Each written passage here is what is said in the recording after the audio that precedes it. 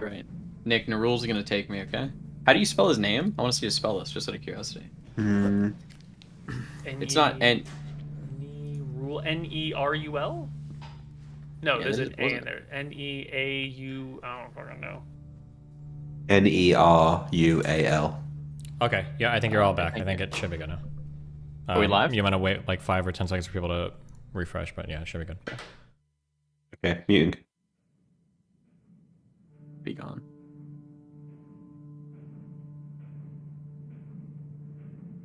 Are we live? I think. Steve, are we live? We're good. Hold on. Sorry, I had my mic Someone muted. should- Yeah, it's on, but people have to Okay. refresh, Ah, so it's gonna hello, take everybody. until they refresh. Welcome back to shit. Tubes Scoria. Good. So what were we talking about? I think the future paths Anton was going to take. So I'll just go through in really quick brief. Either he's going to stick with his brothers and forsake Velthara. He's going to stick with Velthara for the sake of his brothers. He's going to join Atropos to get away from Velthara, or he's going to kill Atropos, maybe for Velthara, or at least bare minimum for vengeance for his brothers. I think those are one of the four paths. There is maybe a chance that he talks to Nerul, says like everything he's done has been for his family, has been for his home. He does feel somewhat sorry about killing his dad. Maybe that'll be like his big turning point, but he's not sure yet. He doesn't know about Atropos either, so that's not really it. Now, Nerul is one of those gods that we haven't really talked about very much or really explored all that much. We know that their domain is family, home, hearth. Do you think that you might have done something to make Nerul not want you as one of their clerics? Absolutely. Anton did kill his father. However, second chances are, something that the gods might reflect on, and maybe because he realized he killed his father, he realized how important family actually is, and that could be his biggest regret in the future. Maybe that's why he could be a Nerul cleric. He's someone who has gone through it and has done everything for his family, and is forsaking arguably one of the most powerful deities for his family. That's kind of where his thinking is right now. This does hinge on the fact that Velthara doesn't change his mind, doesn't reach out to him here, or doesn't change his mind back on there, but as he's floating through this abyss, this is where his thought is like going. Right. Well, you don't ever get a sign from her. Ever. There's He no waits. sign. Do you have any other spells that you could cast, or that you would have interest in casting? You've eaten a bunch of short ribs, but you haven't gained any HP. Interesting. Okay. Even with my Cloak of Plenty, giving me Even a with- full night's rest. Okay. Yeah. I don't think he's gonna cast Etherealness inside of this weird fucking plane, so that he's gonna stay away from that. He'll cast Prayer and pray to Velthara. This gives you the benefit of a bless, I think, and some other things, or... Yeah, some pluses, but I assume we're not needing that. Yeah. He'll cast Unfailing Yeah. Endurance just to feel better. Yeah? You start That's burning through those spells? You pretty got much that all he's got, endurance? And then I think at this point, he'll just stop casting spells and have even more contempt for Velthara. At what point do you start looking at that? Spear. Well, let's talk about the spears. Because you've noticed, you eat your short ribs, you let go of the bones, and then you can't ever find the bones again. They're gone. So how possible is it for you to maintain a physical grip on your spear for 55 meals? 60 meals? How possible is it for him to attain a grip? Yeah, like when grip? you fall asleep, wouldn't Yeah. you at some point let go of the spear? I would say that this spear is super important to him right now, and the one in his amulet as well, because these are going to be the tools that he uses to kill Scoria when his brothers come. So I think he like just holds it like this at times. It's a very important thing at this point. This is kind of a symbol of hope for him. My brothers are going to need me to use this spear to kill Scoria, so I have to keep it here. Yeah. But it's a long time in this void. And when you sleep, it's hard to keep a grip on things. It's not impossible, but it is difficult. I want you to make me a die roll to see if during one of these times that where you're sleeping, it falls away from you. Unfortunately, what would you like? Strength or dex? I actually think willpower is the right roll, which is very sad because you have very high willpower and you can 23. hold on to it. Yeah. You can maintain a grip on this spear through all this time. He maintains a solid grip because this is the tool he's going to use to help for when his brothers, not Velthara, his brothers come. You know, he's given up hope on Velthara, I think, at this point. Yeah, and if you're ever gonna have a chat with your brothers, isn't this the best place to do it? Velthara is sort of far away from you right now. If she can hear your thoughts, this is the furthest and most distant it'll ever be. Right? Yeah, I want to do some die roll here, because I think that he's thinking about, like, tossing the amulet at this point. But he's not, like, super sure. I don't know. I'll roll a D100, and if I get 15 or below, he'll toss it. And he keeps it for now. That was a very casual 15% chance of throwing your amulet into the sea. I think it's fair. Well, if time goes on further, he'll probably make another one. It just depends on how long he's here. Yeah. Well, it's hard to judge these things. Yeah. Is there anything else that is worth noting that goes through Anton's mind out here? Just the longer he spends, the more contempt and the more sure that he's going to turn away Velthara, so that is just kind of be going for what it is, and the more that he's sure that his family and his brothers are going to come, yeah, I think that's kind of what goes through it currently. He might even like pray to not Nerul, not for him to save him, but for him to guide his brothers on their journey to him. He'll toss one of those out. Yeah, he doesn't expect an answer back, but no answers. And it's just you and your blank void for an endless sea of time through 80 meals of bones, short ribs.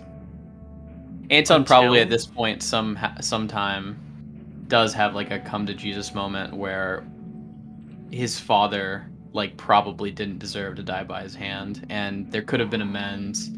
He even remembers, I think, the time that his dad like told him like, "Good job for being Dragon Slayers. Like, I'm proud of you."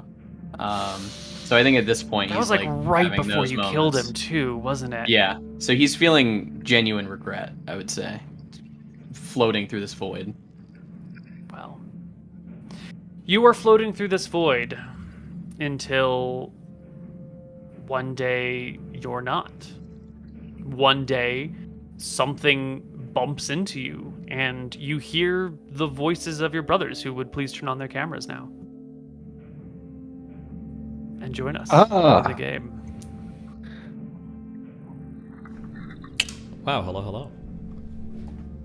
The two of you have finished your journey through the rift, reflecting on the past, estimating for the future, getting your jimmies a little riled. And you emerge on the other side in an empty nothingness, sort of tumbling head and over heels, bounding through nothing. I'm sure you speak up as you bump into something. Yeah. Well, I mean, I think as soon as we get through the rift, I probably cast that spell. Like this should be the place. This should be where he is. And that is Anton what you would hears his hear. brother.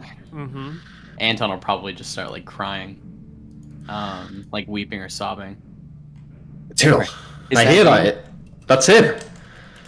Can we see him or not? I It's- think I just fumble No, around it- with my hands in the Endless direction black void. until I finally get a hand on him and embrace him. After we come into this dimension, I'm sure I'd probably pull the imp out of the backpack, right? Oh yeah. Imprick. Imp, I right. see nothing. Anton will just like hug you and just be like a babbling mess, like just nonstop, like crying, and he might mutter something about Nerul, like guided you, like praise I him. can't believe it. I can't believe it. The elves were right. You're still alive. This is a miracle. How Tyrell, long I have I didn't been think. here, Emmerich? Oh god, that's a whole other problem. I don't know. It's only Where's been a few Tyrael? weeks, I think. He's here. He's here somewhere. I'm here. Hello. place is Anton. strange. Anton will feel around, just sobbing. Imric, you notice you're no longer a Pegasus. You are just a human again. Oh yeah, yeah. Hey. Anton, you've got no idea. The places we've been, the things we've had to do to get here, and now that I hold you, I can tell it was all worth it. Come, you must be sick of this place. We can go home. Did you kill Scoria? Without you, of course not. He, Even if I'd have wanted to, I don't think we could have done it. We had no choice. Anton will say, I knew you guys were gonna come. It was the only thing that kept me going. I have the spear. I'm ready for Scoria. Yeah, I'm ready well, to be of use, Tyrael. He says, crying. Of course, you were useful. You landed the final blow on that dragon before you disappeared into this dimension. We could have never defeated Scoria without you. I couldn't breathe, and I didn't have the water breathing spell. After that, I think Mummy cast it on me. you made the right choice. You're alive still. But I do feel 1 level stronger. I do as Will well, do. actually. Worry not, brothers. Worry We all do. not. Maybe 2 levels stronger, actually. I just need to go home and recollect about the things I've experienced, then I feel like I'll be able to grasp it. Anton will say, wait, before we go, Emmerich, I do have something that I need to say. Speak, He'll brother. feel around for a bag of holding. Is there a bag of holding anywhere? I've got a little pouch just above my crotch if you'd like to feel in that direction. He thinks about putting the Velthara amulet in there. Has he ever done that before, Koibu? Taking it off? He's taken it off, absolutely. He took it off. He to wouldn't put where it in there, the though, because it 18 has extra That's dimensional what I was space. about to yeah, that's what I was about to ask, yeah. Not again! Yeah, no. Has he ever put it in a bag of holding? Has it been fine or no? You've never put it in a bag of holding. He's been in a bag of holding Absolutely. wearing it, though. I have been in a bag of holding wearing it, so is it... Let's just... Brother, before That's we all do all risk this, it. let's go home. And we'll figure this is out once we only- get back. Anton will say, no, this is the only way we can speak without her hearing. And he's going to go on to quickly like explain pretty much what you've heard me babbling about, what he's gone through, what he feels like, what Velthara asked of him afterwards. Pretty much everything except the Atropos stuff, because he doesn't know about it. He's going to explain his feelings and ask, you know, what do I do? Anton, I think maybe you're too quick to dismiss how she's helped you. The path to this place led through one of Velthara's protoplanes. A rift opened up in the plane of air. I don't know the specifics, but perhaps she's the reason why you're not dead. She's the reason why we were able to find you. It could be. That is interesting. I did pray to her many a time, but then I started praying to Nerul, and here you are. What she asked of me afterwards, I don't feel comfortable with. I don't know if I can. I don't want to abandon you. Look, I think right now we should be more worried about what we're going to find when we go home. The elves spoke at length about the risks of coming here, of time dilation. We don't know what's going to be waiting for us when we get back. Let's go home, let's assess the situation, and we can talk honestly about it then. I'm just glad that you're alive, Anton. If that's all that matters right now. I'm excited to go home and be with you guys. I don't know how my spellcasting ability is going to be affected, but we'll see. Let's not waste another moment in this dimension, and let's leave as soon as possible. We don't know how time passes here. It'd be better to speak... Did you What? already take off the amulet, or is it still on you? It's still on him at this point. Okay, I just had to know. Sorry, keep going, Steven. Yeah, I think it's better to speak as men in the plane of men, on the ground of men, rather than floating through the abyss. Let's go home. I agree. Let's go. Please Hold take hands. me out of my grave, and I'll grab you.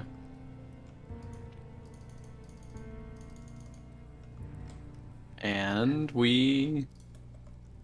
Activate the planar manipulator. We go.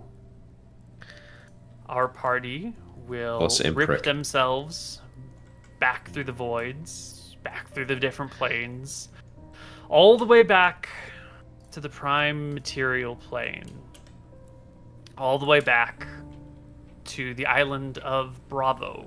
Oh. On that jungle land, so far away from home, but at least on the same plane of existence. Are we in her cave or no?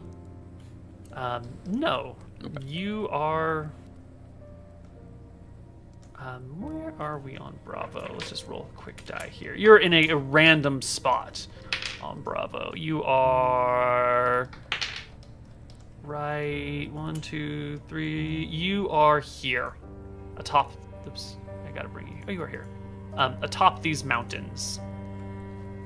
I guess trapped in the clouds. On a tall peak. The wind's blowing over you and around you, sort of gray, swirling mists everywhere. The stone underneath your feet is foreign to you, Anton. You can see trees around you that you've never seen before. Somewhere out in the mist, you can hear some sort of monster growling. There's lightning in the distance that sort of illuminates things from time to time, and rolling thunder you can feel in your feet. The other players easily recognize the trees here as of Bravo. And know that you are still a little bit ways from home. Imric will look out across the valley instinctively towards the southeast corner of the island as he messes with the rings on his finger and puts on the ring of spell storing. And I was already wearing it. I say, well, I don't know where we are, but I think this is still Bravo. Shall we return home? What does the ring of spell storing do? Do you have a teleport on it? Yes. Where are you going to teleport? Back to Wixron Marenta. To your home? To your capital? Well, or we could go to Glorious the capital. or we could go to the keep. I wish to see Mother. It's been too long, Emmerich. What day is it? I wonder. If I could rest, we could maybe do some. I'm worrying too much. It's probably Let's fine just right go through. back. Let's go back to the capital. Yeah. What is the chance of arriving in the right space? Whatever the rings is, right? Yeah. Well, it's teleport, so it's going to be very high because it's somewhere that I always teleport to. Excellent. So which place, sir? Are you going to Wicthron Orenta, or are you going to your castle? I think we're going to the capital. Are you going to do your divination spell to see if it's going to work, or are you just I going don't to have go? it. I don't have it. Does Anton have a long beard? Does he feel aged or? No. Okay. No. We just teleport then, yeah? Well, Nick, give me a D100. Imric considers. Has there been enough time passed that the room may have moved around enough that we could be teleporting into certain death? I looked at how easy would it be to get down off this mountain and find a place to rest? Well, you tell me. You're Wait, hold on. Wait, why aren't we just Gary. teleporting right now? Because let's say a year's passed and all the furniture in the room has moved around. We could be teleporting into a bed or into a... We could be... The only way that teleporting our to certain teleport... death. No. The only way it would be fucked up is if our kingdom is destroyed. Why the fuck would people rearrange the No room? one would move it. Yeah. Yeah, they then know we that. literally have expressly set up for teleporting. That would be wild. I'll produce from my bag a potion of Claire... I have clairvoyance and clair audio. What was the other one called? Claire audience, that's a good point. If you want, you can drink one of these to check first to make sure nothing has changed. Good idea, Tyrell. Yeah, hand me the potion. Okay, I'll give him Give me the clairvoyance. one potion of clairvoyance. I have one left. I will drink that and scry on our room, our teleport room. Anton In will... your... Yeah. Wait, In didn't our you get house. another crystal ball? Oh yeah, I do have another crystal ball. I guess I can use Well- that. I forgot about the crystal ball. Crystal Either ball. way, yeah. Doesn't matter. Okay. It's somewhere in a pack. You gaze upon the room, your house, right? That warehouse that The your warehouse. mother bought that got rebuilt and has your soldiers in it and has your servants and your minions and your officers. And what room in that house is your teleport room? Tell me about it a little bit. It's probably like there's like a top floor with 3 bedrooms and a teleport room. So it's like our Converted rooms and then converted bedroom. But then like the floor below that and the floor above that will just be empty rooms as well. Okay, so like an attic space where you've told Cleared people never out. to set anything. And, Yeah. Okay. So you look into this teleport room, and it is dusty and filled with cobwebs and some dead spiders hanging out in the corners. You get the look that like no one has been here in a long time. Probably like 4 or 5 days, it sounds like. I clear the crystal ball and scry on the keep. I thought you were using the clairvoyance potion, but sure, Well, he remembered he had his whatever. crystal You can ball. pull out the. Yeah, I Sure, used sure. the crystal ball. Well, in that case, we need to actually make die rolls to see if you can find these places, because it is That's a fine. chance. Sneeko, right? I don't read donos Okay, well, if during it doesn't work, D&D, I'll you use the fucking patience loser. to scry on the Okay? room. Sure. No, I But- think it works. 22 is a great chance. Where are you Yeah. scrying upon? Just above the keep. I just want to see the keep. I see like the town square and It fizzles and breaks the spell. Oh, The well, use obviously, spell. Nick. Why? wait, what do you mean? You did it above the keep, right? Yeah. Well, the keep has magic resist, I think, or like the stuff that you can't spy on. I guess so. I scry on like the market then in the town. Your crystal ball has been, I guess you want to call it, repelled and is non-functional for a period of time. Something's going on. We need to be there quickly then, no? I'll drink. Then I will drink that potion of clairvoyance. Fuck it. If I Yeah, drink go it, ahead. what is it? How does this work? What? You have the room that you need, right? Stop! Wait, Yeah. no, hold on. Wait, I want to know what's going on. We do have the room that we need, but now we're trying to get a fix on things.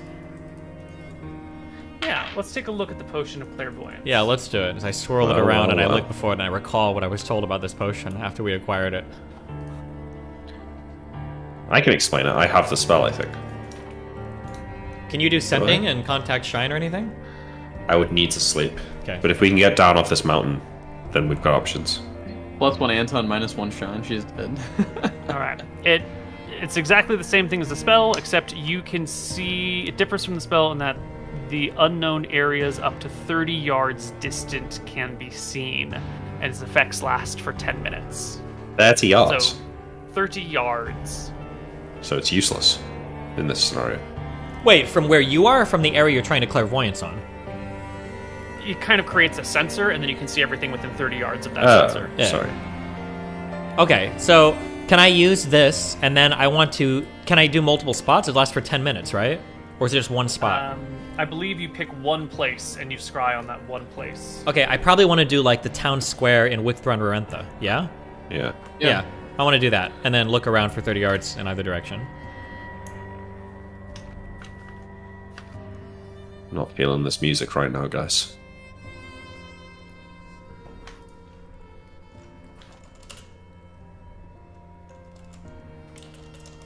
Clairvoyance is a 3rd level spell.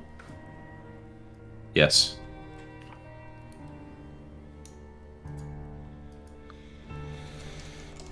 Locale must be known, familiar, or obvious. Yes. Light is a factor. The spell does not enable the use of infravision or magical enchantments. It's daylight out here. It's misty and it's sort of overcast, but it's still daylight, so you can see. Cool. And then do I hear the rustle and bustle of a busy, healthy, vibrant town, or? You do not hear, but you see a busy street. You see huddled masses of people by the hundreds crowded into a small tent city in the once thriving market square. You see, people shuffling by, carts going through the town, passing out food to the folks gathered here. Oh, they're under siege. Patrols of soldiers marching through along with the food and grain and bread, keeping the path clear, making sure that there's no thievery going on. Drakissian? Yes, Drakissian flags, Drakissian armor, Drakissian weapons and markings. Okay. Yeah, fuck it. Teleport back home? We go home, sneak into the keep, and work out what's happened, right? Sneak into the keep. Wait, no, I meant go back to Wickthrone Arentho. I'm sorry. No, Yeah. I'm saying we go back, then without other people seeing us, we get to the Queen and we need to find out what's happened. Correct. We don't want to be seen. We don't want Scoria to know we're here. Sure. Yeah. Yes. If we can. That's fair. Okay, get ready. Roll us a D100. Don't fuck it up. Nick, for once in your life, I've this not seriously, fucked it up please. before. Okay, I'm focusing. I feel like you're gonna get it. Nick. Wait, I think that might be good. You don't want high, right? You don't want high or low. Nick, You know what I come know. on, Nick. Are you serious? And then we die, and that's the end. After all of this. It's fine. We get walked to a random plane because we teleport into a table. You appear 10 feet above your target zone. You appear in your On the roof. dusty attic. Okay. Yeah, we're okay. That's actually There is exactly where we a- wanted to be. Yeah. A marking on the ground, a line that you traced here long ago and told all the servants never, ever, under any circumstances, put anything within this box I've drawn on the ground. And true to their word, they've never put anything here. But there is cargo, and there is storage, and there are crates that are piled up all around this box in the attic, leaving you sort of encased by stuff. But here, alive, intact, home. What is this imp with you, Imric? Hello! I think Uh, this yeah. is the perfect time to end our session for the next 3 weeks. Damn, 3 weeks. All right. An hour early? 3 weeks, Yeah. Koibu. We can't even Yeah. talk to the queen? Where the fuck are you going? I'm going camping with some friends. For 3 weeks. Oh, you go to Burning Man. Well, it's gonna take a while. You know, we got to pack. It's a long drive. Oh my couple God. week and a half there. Long drive back. A little bit of time to decompress and sort out my life. All right, well, we'll be back in mid-September. I think September 15 is probably our day. September 15th, indeed, is what I'm looking at. I don't know, guys. I think I'm on holiday September 15th. Shut up. No, I think they You are. might be serious. Not the day I go away. No, it's We- not. You can... We'll be back the 14th then. We'll be back on the The 14th I can do. 22nd. The 14th I can do. We'll figure it out. I don't know if we I got can 3 do weeks it, to figure but it out. we'll Okay. see. We got time. Yeah. We'll figure it out. Okay, well, hey, listen, it's been fun. We got Anton back. We lost everything else, but, it's all about family in the end. For the okay? family, baby. Yeah. All right. All We'll right, see you guys cool. later, and then I'll be back streaming after this. I have What? one quick question, Koibu. What? I have nope is the answer. I can't tell you. You'll have to wait. What? Thank you. No, what? What was the question? Well, I was going to ask him, I have the amulet on. Where's Scoria? Ooh. It'll all have Oh, shit. Well, we should at least get Oh. that. Just one. Come to wait. It'll on. all Just a taste. Wait. He doesn't know where she is. Oh, he doesn't know. He doesn't doesn't know. know. He He doesn't know. Omega Lol doesn't know. He's not sure. He hasn't written that far ahead yet. Okay. We'll see you guys in a month. All right. We'll see you guys See you later. later. Have fun. Oh, no, I'll be back after this, guys. Rip on.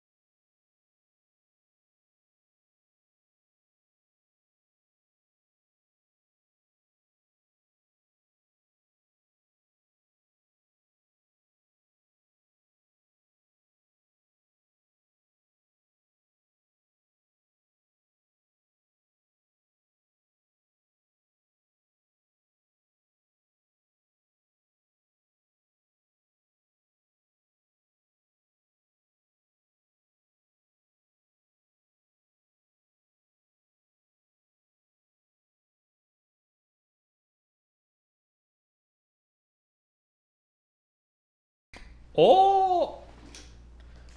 Oh! Oh! Oh!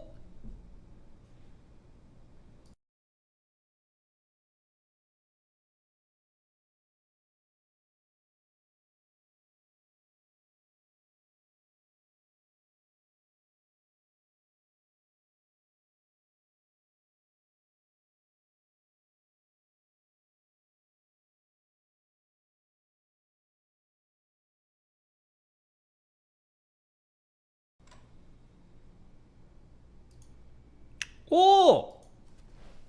Hello?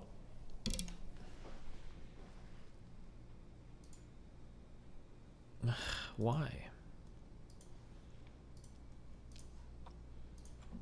Okay.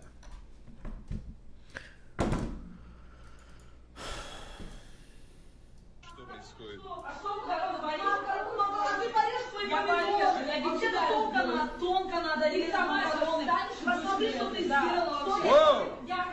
Чем так пахнет?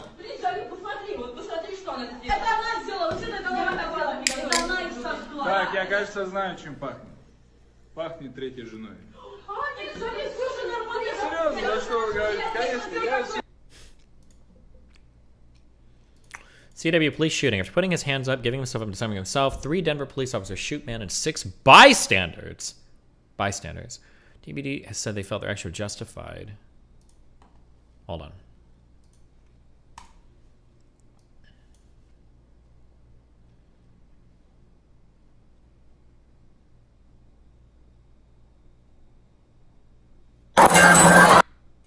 Oh, cool, nice. Muted until... Okay, so he... Ooh! I can't tell with no volume. I don't know why the fucking volume's been cut from the video. If you have a real video, link me, but... I don't know why they... I don't know why they have half the fucking video volume muted. So don't ever... Who linked this? Biscuit Ready, you're lucky you're tier 4. I would have banned you for this dog shit fucking video.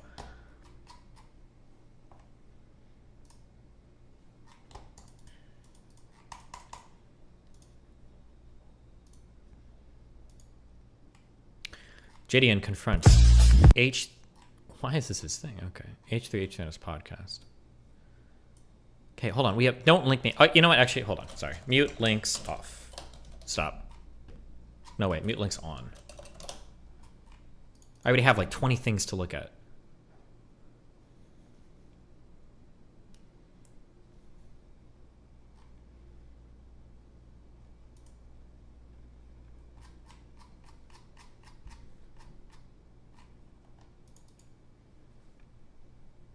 August misspelled Gideon's name? Nice. Good. Good job, August. Gotta keep him in check.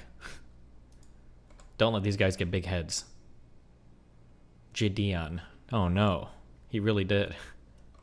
He really do him dirty.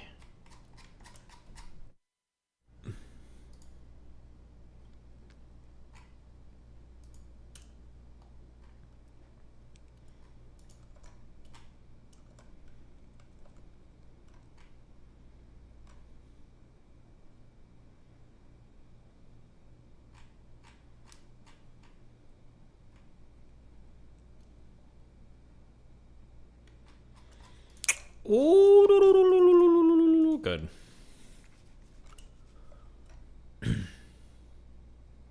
Young Don and I'm Dante debate abortion. With a procedure, and which a procedure you would do with an abortion. Why would I ever want to watch this? No. Seriously, the slow-mo in the replies is wild. Okay, Biscuit, link that. Why not link the slow-mo in the replies instead of the original dog shit tweet where half the audio is cut? Link it and I'll unban you. Go. 5, 4, 3, 2.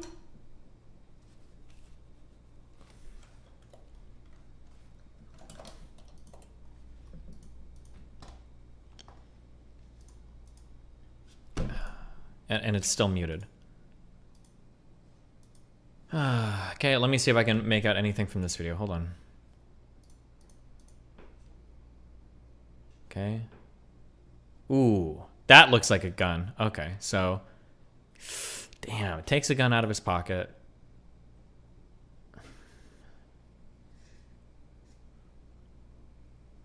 Tosses the gun. I don't know why anybody would ever do that.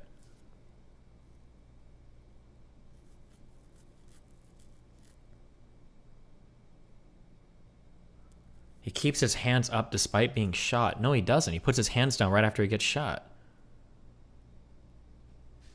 The officer fires a second time.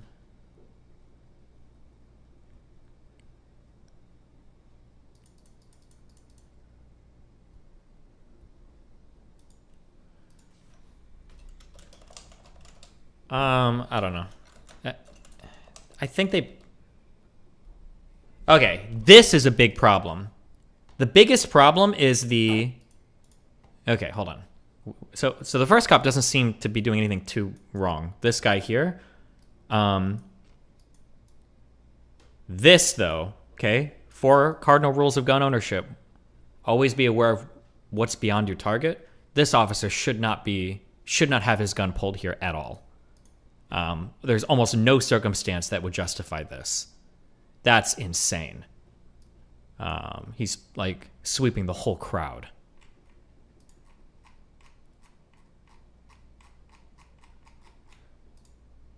Can't close Vim body cam footage. Okay, hold on. You're both about to get a huge fucking ban. If this is more muted body cam footage, that's the same thing. Okay, these two people are about to get big bans. Let's check.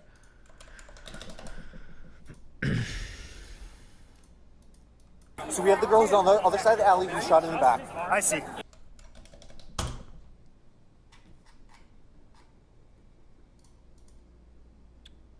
Running a business comes with pressure. Remote workforces, HR compliance, retaining top talent. Fortunately, there's Insperity. They put 30+ years of HR experience to work. With Insperity, nothing seems impossible. It's literally the exact same footage.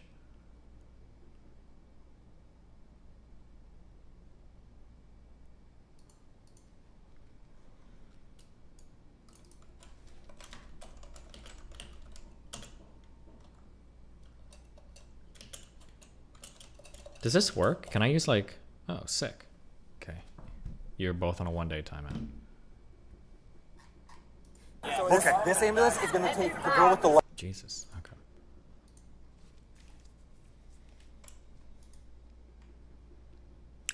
Body cams record only video before they activated. They record both audio. Why? That's so stupid. But I don't care. Why would you link me the same video and then A-pans it to make me waste my time clicking the video when it's the exact same video that I just fucking clicked on?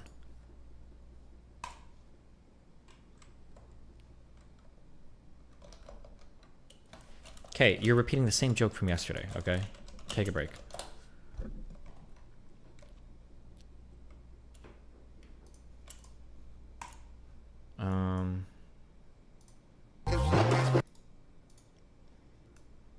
Okay, let's do this guy first.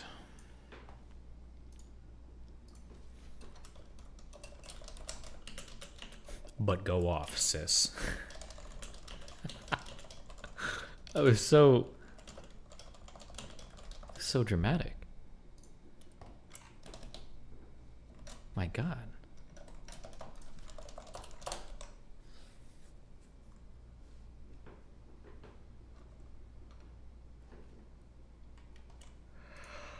Oh.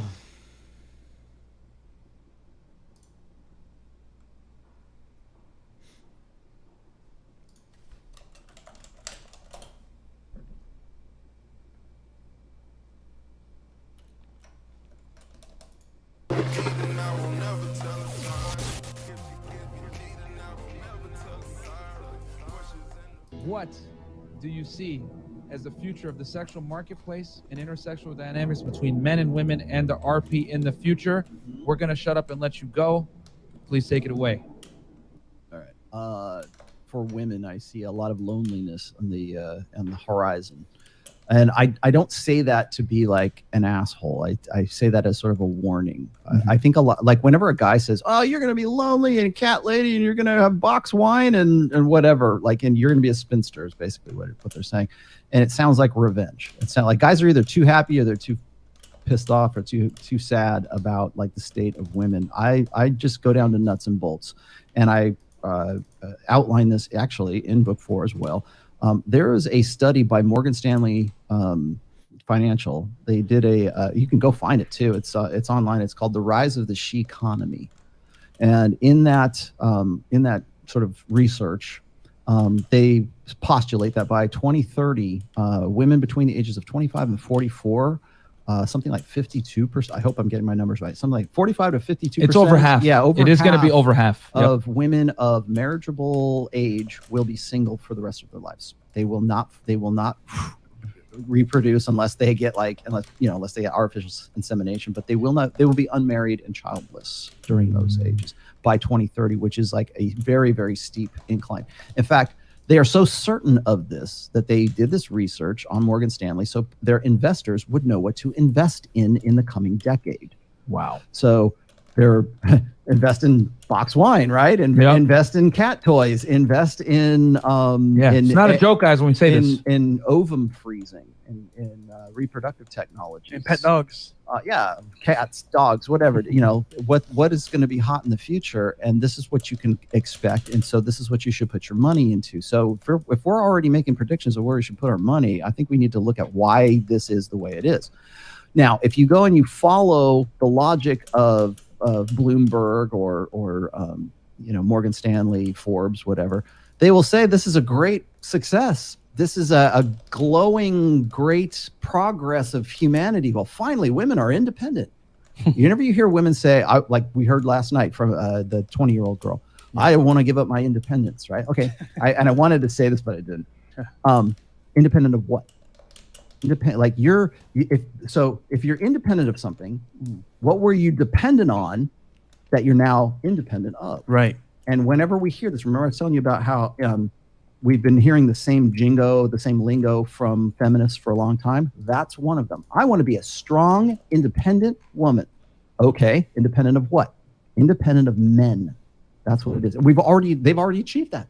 There's more women in college right now. They're making more money now.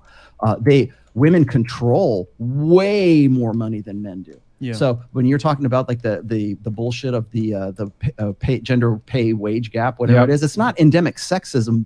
If there's any gap, there's a gap in spending. There's a gap in control and authority over that spending. Women are the #1 consumers in Western societies as it is. Bam. But they also control, and again, another stat in the book is over the course of a family's history, women will control 90% of that family's wealth. Yep. That's car expenditures, that's college, that's we're going to go on vacation, we're going to buy this TV set. Okay,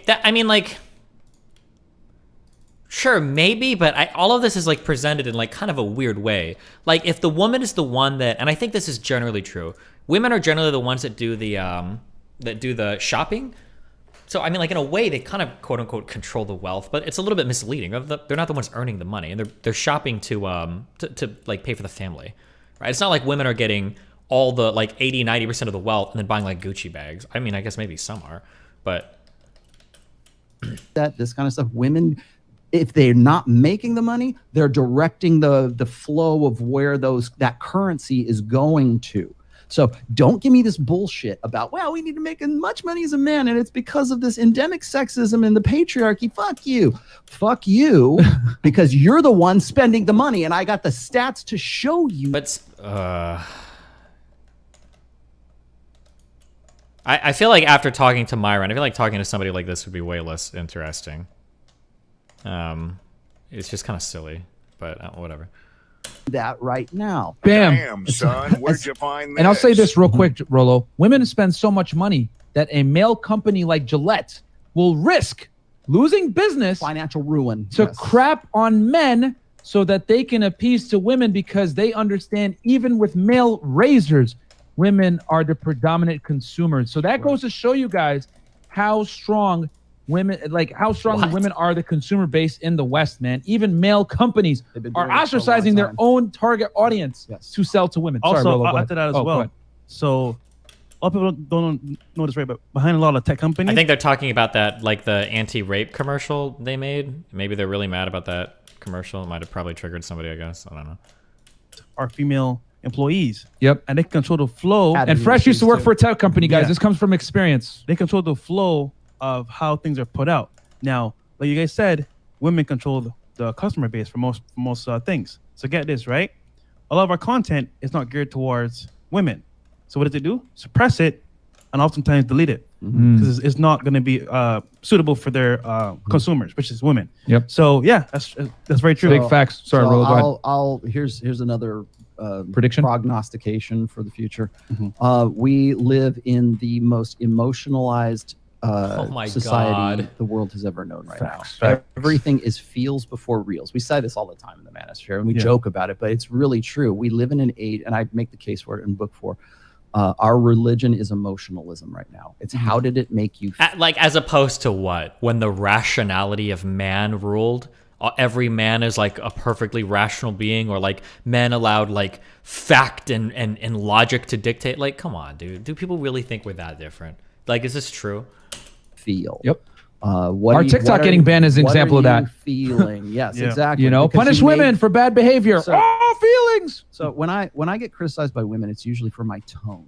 Yeah. Right. Well, if you would just say it with sweet little sappy sugarcoat what you're saying, then women will respond to it. No, it's not how I'm saying something. It's the data that I'm imparting to you that is offending you because it goes against the what is, you know, an ego invested belief for that woman. It feels bad, and I get it. It's supposed to feel bad because if it's not feeling bad, then it's not gonna motivate you to change. Yes. So in the future, and I don't know when we're gonna reach critical mass, but right now even that doesn't make sense. There's no self-help or self-improvement course that's taken seriously that like produces results for people that works, that starts with making you feel bad. That's like, and you'd think there'd be like a lot of crossover between like red pill and self-help, but I don't know if there is, because it's not real self-help. It's usually bullshit self-help, because most of those communities aren't like people that are massively improving their lives, because generally the things they're told is to like fucking sell crypto and get shredded. But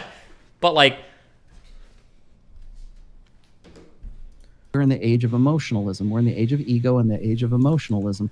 And so we base our policies, whether it's political, whether it's economic, whatever it is, based on our emotional response to things. We have at least the last 3 generations of men who've been conditioned, and blue pill conditioning, have been trained to emote like women, to see emotional. Like they've been trained and taught that the way that women process emotion is the correct way to process emotion. Facts. So when we say, oh, that man he's toxically masculine, he's not in touch with his feelings, right?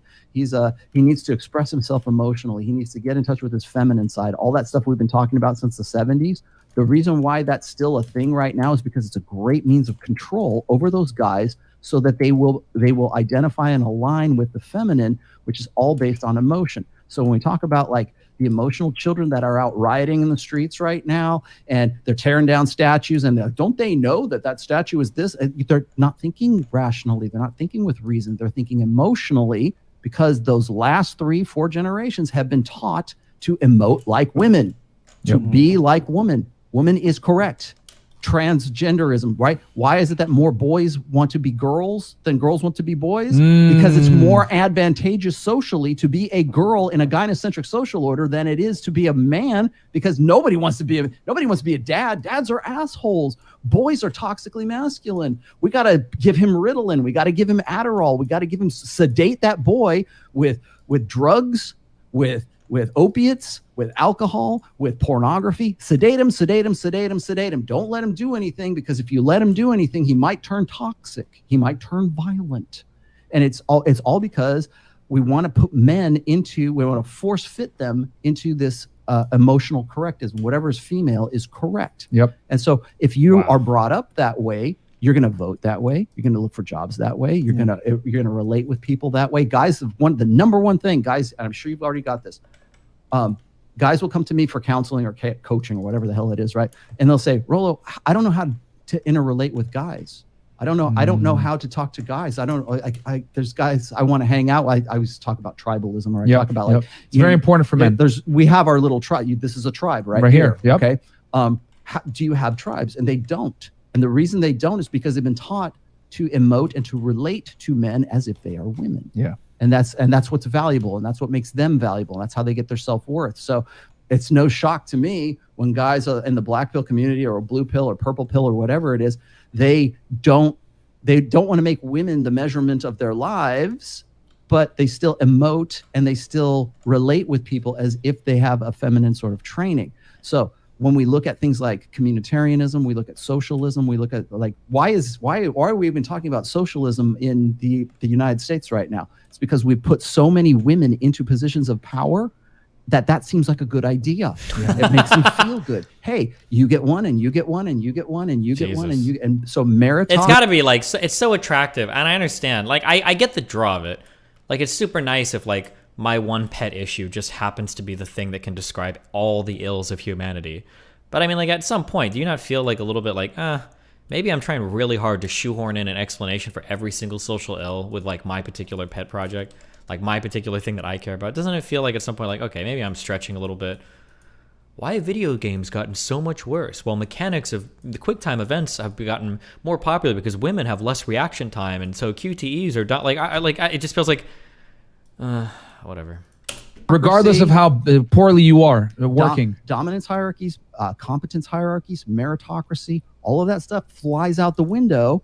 Because we don't see the value in it. Because bring him on. Hey, if this guy ever wanted to come on a chat, I would. Sure, but whenever women come into political power, whenever you get an AOC, whenever you get a woman who gets into Congress or the Senate, the first thing they do, their first priority, their number one priority, is not to their constituency. It is to the female purpose. It is to the sisterhood uber alles. Kamala Harris. So you got. I was going to say. You get women who go in there and the first thing they talk about is we need to legalize abortion. We need to change up divorce laws. We need to change these things. We need all of these things that we think are so horribly unfair. And it all becomes about women's issues and not all of our issues. Like how are we going to govern? It doesn't matter as long as women get theirs, as long as the sisterhood is served. I can go on forever. I don't want to go on forever about that, but I talk in a great extent about the sisterhood uber alles in this book.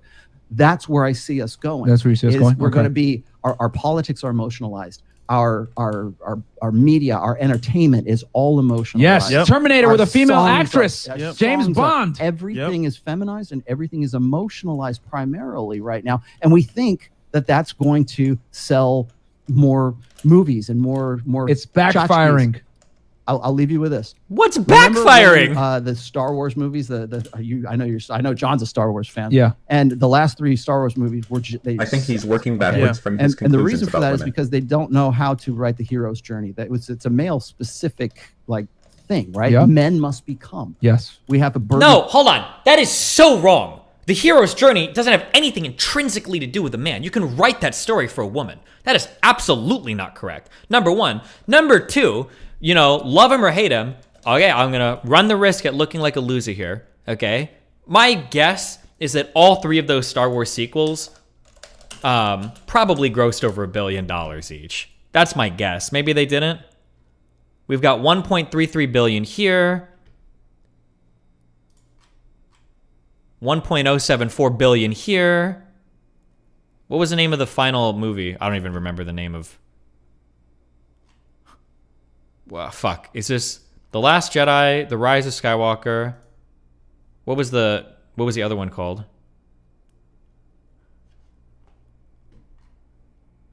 The Force Awakens.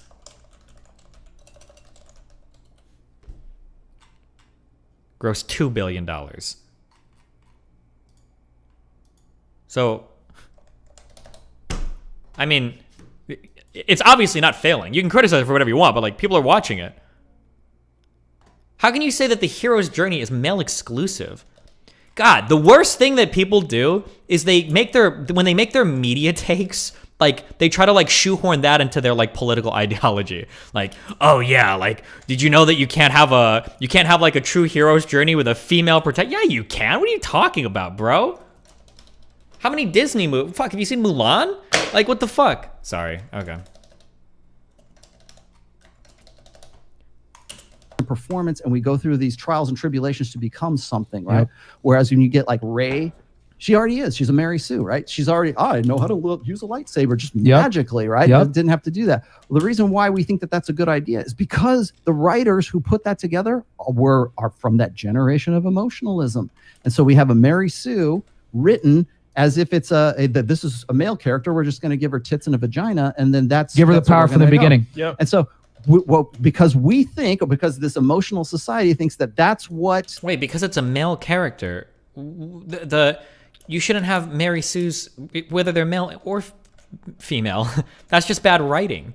Now, they might have been inspired to make her a Mary Sue because she's a female character. That's possible. I think I've given that criticism before. But, like, they weren't making her a male character. They were just making it a shit character. Like, even male characters shouldn't start off like that.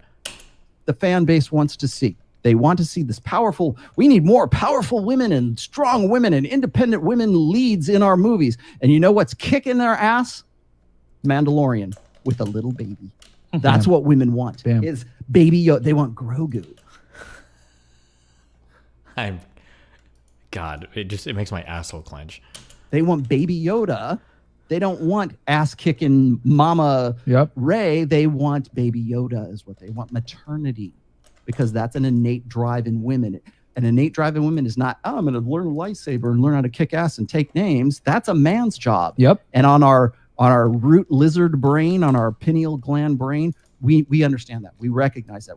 That's part of the machine. Truth bomb time right now. Anyone that was alive in the 90s, famous movie that came out from Disney, Mulan.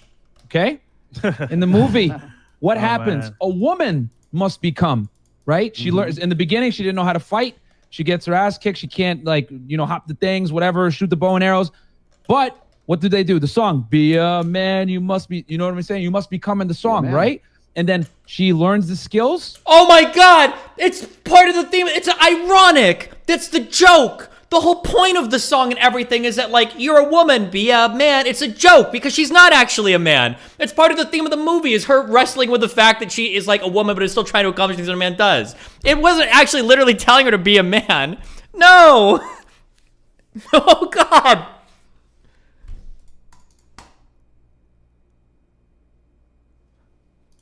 She learns how to fight. She does this all with a masculine frame of reference. That movie did excellent. Why? Because she had to become. Even a woman had to adhere to masculine traits to be able to get the entertainment value. The hero's journey. No one cares. It's a masculine story every single time, even if you put a woman in the lead. And Mulan is an excellent example of that. When did that movie come out? In the fucking 90s. That would never come nowadays, right? Because a woman having to become what? Ugh. And now here's the thing. Hollywood is paying the consequence for being woke. You want to be woke? You're going to go broke. Because at the end of the day, people know deep down that women just are and men must become. And even if you put a woman into a male role, if you want to get the views and you want to get the entertainment, she still has to become.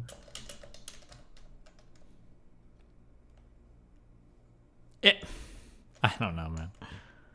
How much responsibility do you feel that you have, particularly guys, the alt-right, who, as you say, some of them have enjoyed your work? And so Is this the one you guys. I'm not with where she asks what female authors? Oh, no. Who is your favorite author?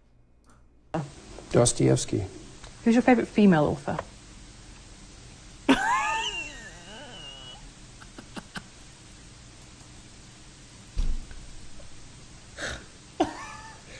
Like, you're a professor. Come on. You haven't read a single book by a woman. Anne Rice. Pull out some fiction at least. There's got to be something. You got to have something, bro. It's just one.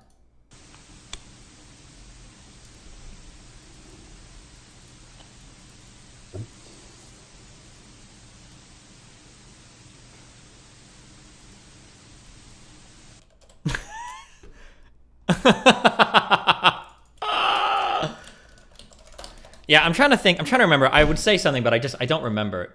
Does Mulan use, like, the things that she learned, like dancing or being a woman or whatever the fuck, to beat the big bad dude in the end? I don't remember if that happened or not. It's been a long time since I watched this movie.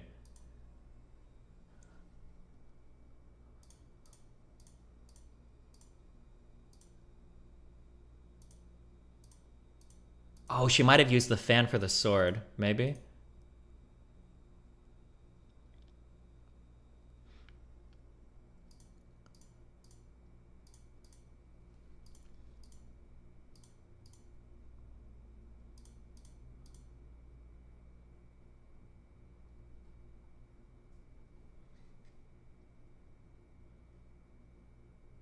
Oh, true, she does.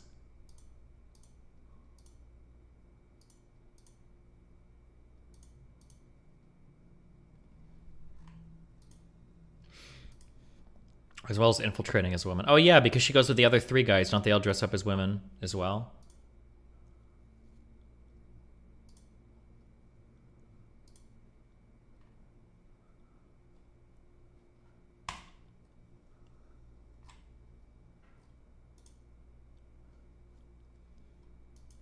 Are you actually bad faith, or did you forget you pulled that video on stream before the people told you it was edited and the pause wasn't that long? The pause was long and awkward. I remember watching it initially, but that might have been edited to be a little bit longer. It's funny that you just instantly accused me of being bad faith, though, instead of just linking the original video. But there you go. Have a perma ban. See you later, buddy. You can find me the cut in the original interview if you want. Go for it. But otherwise, keep your stomach empty so you got a lot of room for Daddy Peterson's loads, because you seem pretty hungry for him, my dude. In the snow fight, she learns to use the mortar in the Be a Man song and uses it to slay the enemy general. Okay.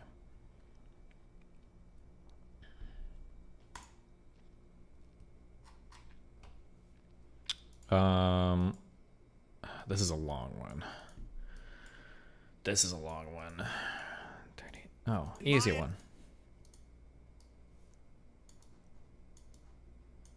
Administration.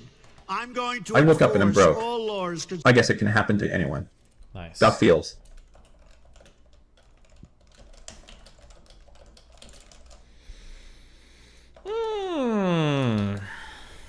What's up, Sneeko?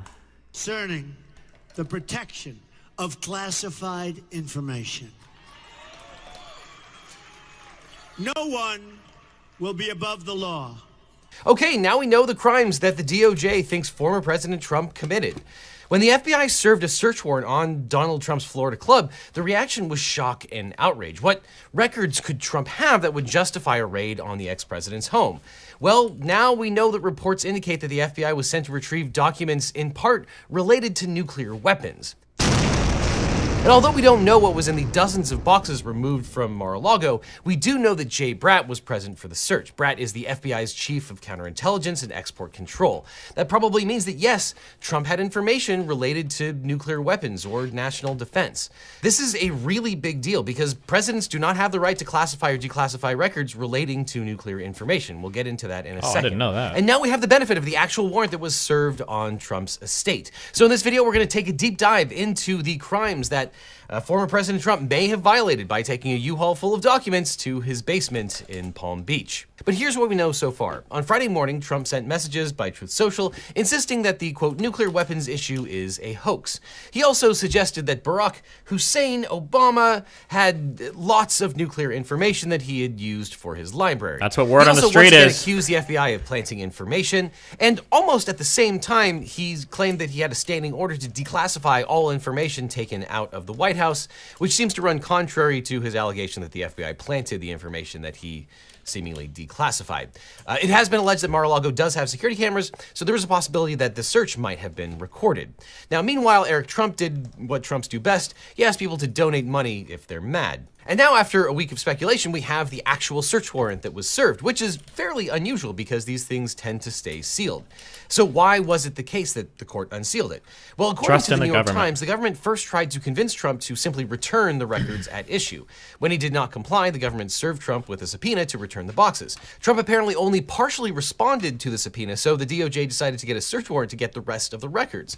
The Washington Post has reported that the FBI sought, among other items, classified documents related to nuclear weapons. Attorney General Merrick Garland held a press conference on Thursday where he confirmed 3 things. First, that he approved the warrant in accordance with the memo on political targets. For more information about that memo, which originated with Trump's Attorney General Bill Barr, check out my other video on the Trump search warrant.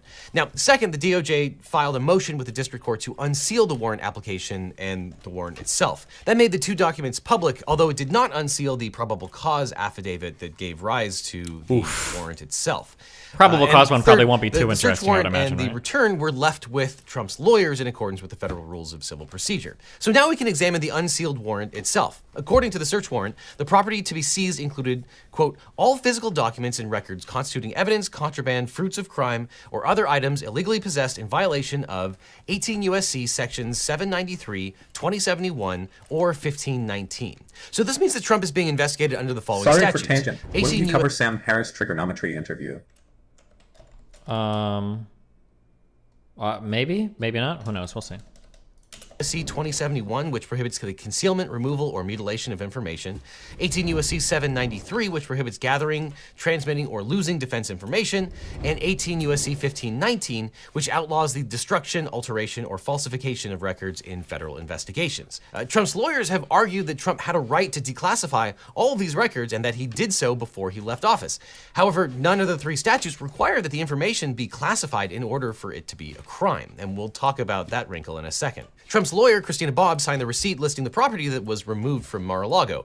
The FBI took about 20 boxes of records, photographs, binders, and handwritten notes. The list starts with clemency records related to Roger Stone Stephen. and, quote, Info Ray, the president of You France. do not stop They removed covering this 11 fake sets of news classified immediately. I documents. will leak Some every of these secret. were marked top secret and were only allowed to be stored in special government facilities. It also says agents collected 4 sets of top secret documents, 3 sets of secret documents, and 3 sets of confidential documents, allowing the FBI to win their game of federal gin rummy. Now, the list of documents includes records marked various classified TS/SCI documents, and this abbreviation refers to top secret and sensitive compartmented information. Now, sensitive compartmented information is information about certain intelligence sources and methods, and can include information pertaining to sensitive collection systems, analytical processing, Destiny, and STLI, targeting, or and Y Roman 6 viewers. Good one. things that are derived from it. Now, a person can only have access to SCI if they have a top secret security clearance and if they have a need to know designation. Although the president has access to SCI, that doesn't necessarily mean he has the authority to remove SCI documents and store them in his house after he's no longer president. And since the boxes of records recovered from Mar-a-Lago do seem to relate to national defense, I turned to one of the preeminent national security lawyers in the country, and coincidentally the lawyer who is currently litigating my federal cases regarding John Bolton's memoir and the Inspector General misconduct in the last administration, Kel McClanahan.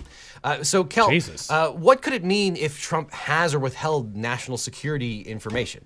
Well, once national security information is involved, that's a completely different ballgame. And it doesn't even have to be classified information. The Espionage Act, which I'm sure most of your viewers are familiar with, oh yeah, of course, doesn't we know all require about that. something to be classified before it heavily penalizes people who take it, who hide it, who destroy it, who keep it in their basement.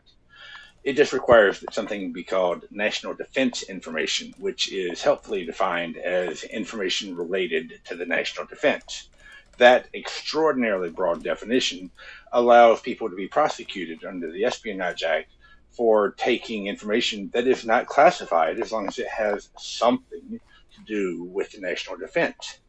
And when you have classified information, well, that triggers a different law called 18 U.S.C. 1924, which used to be a misdemeanor that people pled down to for mishandling classified information. But President Trump himself signed a law in 2018 that made it a felony, so that wow, 5 gifted all subs they on have YouTube. proved Thanks, buddy. is that there was classified information, he did not store it properly, therefore he's guilty. It's as close to a strict liability crime as you generally get in the intelligence community. And so, Kel, there are also reports that the documents could relate to nuclear weapons. If that's true, how does that change things? Well, the involvement of nuclear weapons information throws a whole new variable into the mix. You see, what we think of as classified information is actually a creation of an executive order. That is, the control of the classification is the exclusive domain of the president and the executive branch. The president can classify it, the president can declassify. However, nuclear weapons information is one of the few types of information that's controlled by statute, in this case the Atomic Energy Act. And the statute says that this information cannot be released or disseminated without going through a certain set of steps. And that is not within the exclusive control of the president. Therefore, even if Trump had said that he declassified this information before he took it home with him, that wouldn't be enough. He would have declassified it for the purposes of the executive order, but he would still be bound by the Atomic Energy Act, which carries its own criminal penalties. Thanks a lot, Kel. Kel runs the National Security Counselor and does great work, including legal attempts to recover the Secret Service and DHS leadership text messages that were illegally deleted last year that you've no doubt read about in the news. And a tax-deductible donation to the NSC would go a long way since they're handling many cases, including my own, pro bono. So there's a link to that down. What is his case relating to? So that's the information and documents that are at issue in this investigation. But let's look at the actual crimes that are being investigated. The first is 18 U.S.C. 1519, the destruction, alteration, or falsification of records in federal investigations.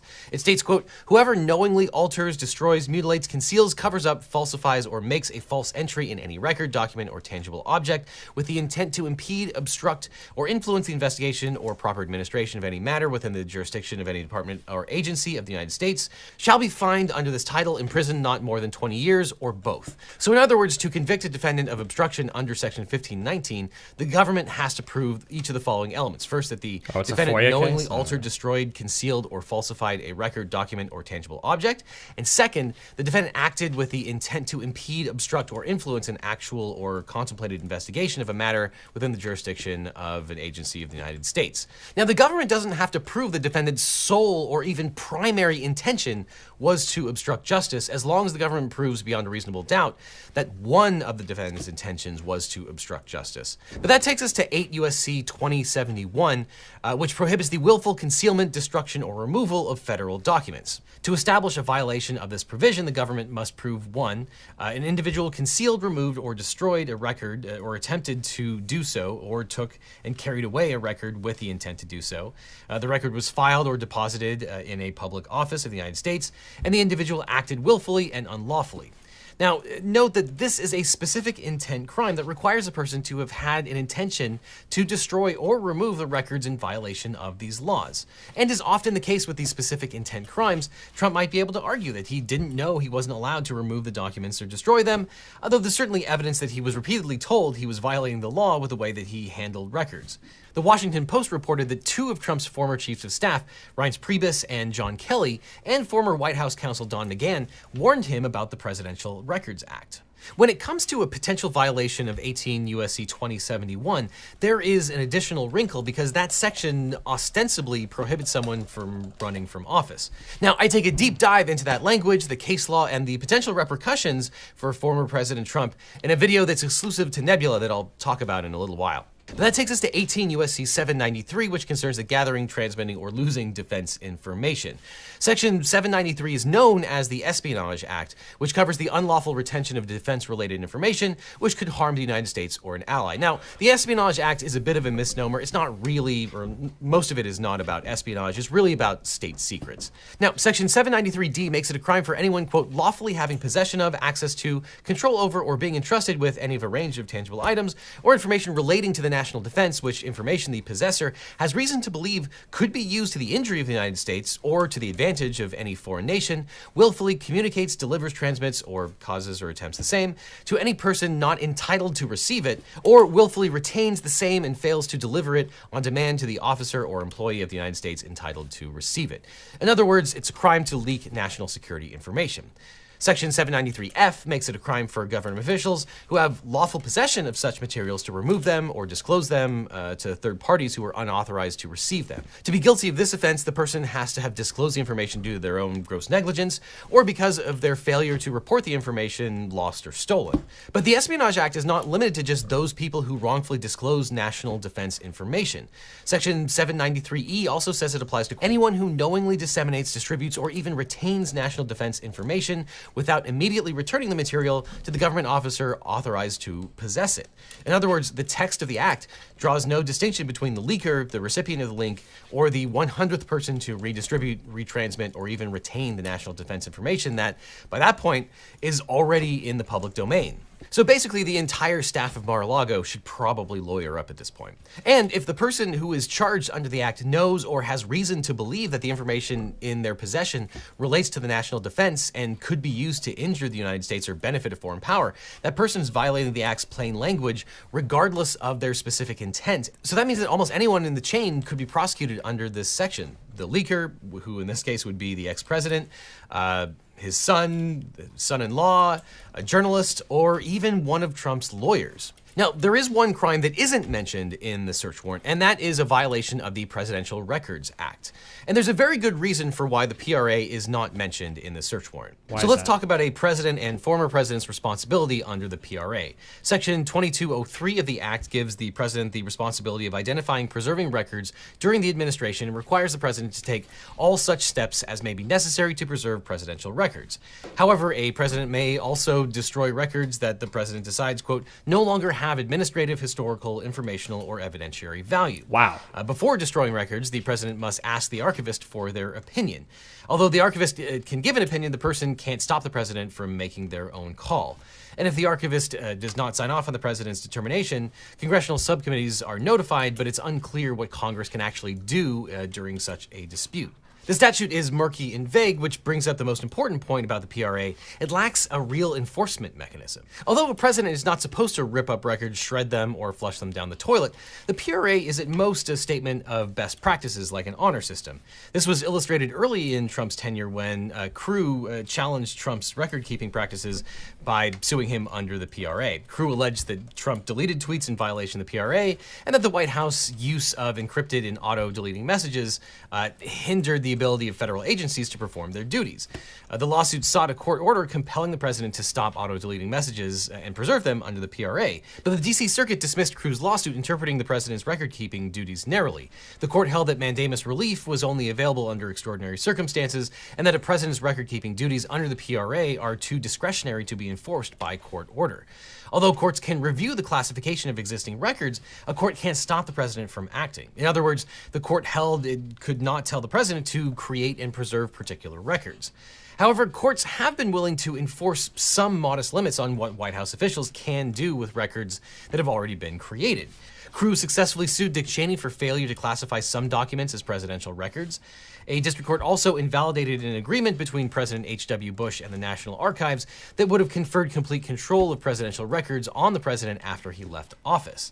Although citizens don't have a right to enforce the PRA, the Department of Justice arguably does have a mandate to enforce the PRA in some circumstances. Crew and the National Security Archive wrote to FBI Director Chris Wray and AG Merrick Garland and requested that they investigate whether former President Trump violated criminal laws by willfully destroying and mutilating his presidential records while in office. The National Archives also requested that the Department of Justice undertake an investigation. But there are a number of criminal statutes that make removal and destruction of federal property a crime.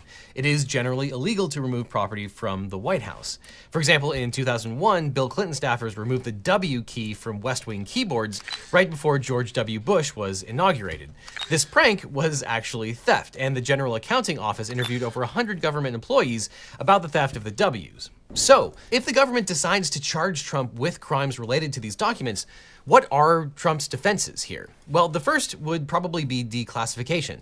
Trump's lawyers say that he had declassified the documents at issue. Now, presidents do have broad plenary power to classify and declassify documents. That power stems from their position as commander-in-chief. The president can delegate this authority, they can exercise it themselves, or they can order the release of classified documents after a certain period of time. And as far as we know, Barack Obama was the last president to issue an order on classified information. Under Obama's Executive Order 13526, original classification authorities, like the heads of various departments and agencies, were allowed to classify and declassify information owned by their organizations. That means that departments might authorize the disclosure of information to someone with the proper security clearance. And this executive order has not been rescinded, and federal agencies are still following it. However, future and following presidents like Trump and Biden are under no obligation to follow Obama's executive order. They can tweak the order, issue their own, or simply handle things in an ad hoc manner. And Trump's approach to classified information could probably be described as freewheeling. And after Trump lost the 2020 election, Donald Trump Jr. tweeted that his dad should, quote, declassify everything, we can't let the bad actors get away with it. Could Trump have declassified everything? I think deep in your heart, you already know the answer to that. Well, technically, yes, the president does have the power to declassify every document that the U.S. government holds, but then that information would be public and you could FOIA that information and release it. And Trump's defenders in Congress held a press conference to explain that not everything that is classified is totally classified. And in some ways, what they're saying actually does make sense. The government tends to overclassify records, and arguably, a lot more information should be available to the public.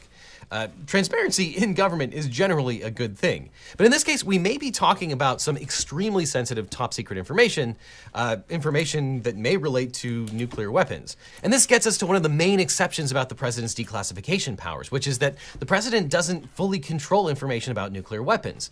The Atomic Energy Act regulates information about nuclear weapons and nuclear energy. Under the Act, restricted data and formally restricted data are top secret information. And the Act defines restricted data as all data concerning the design, manufacture, or utilization of atomic weapons, the production... So are we saying there's a chance?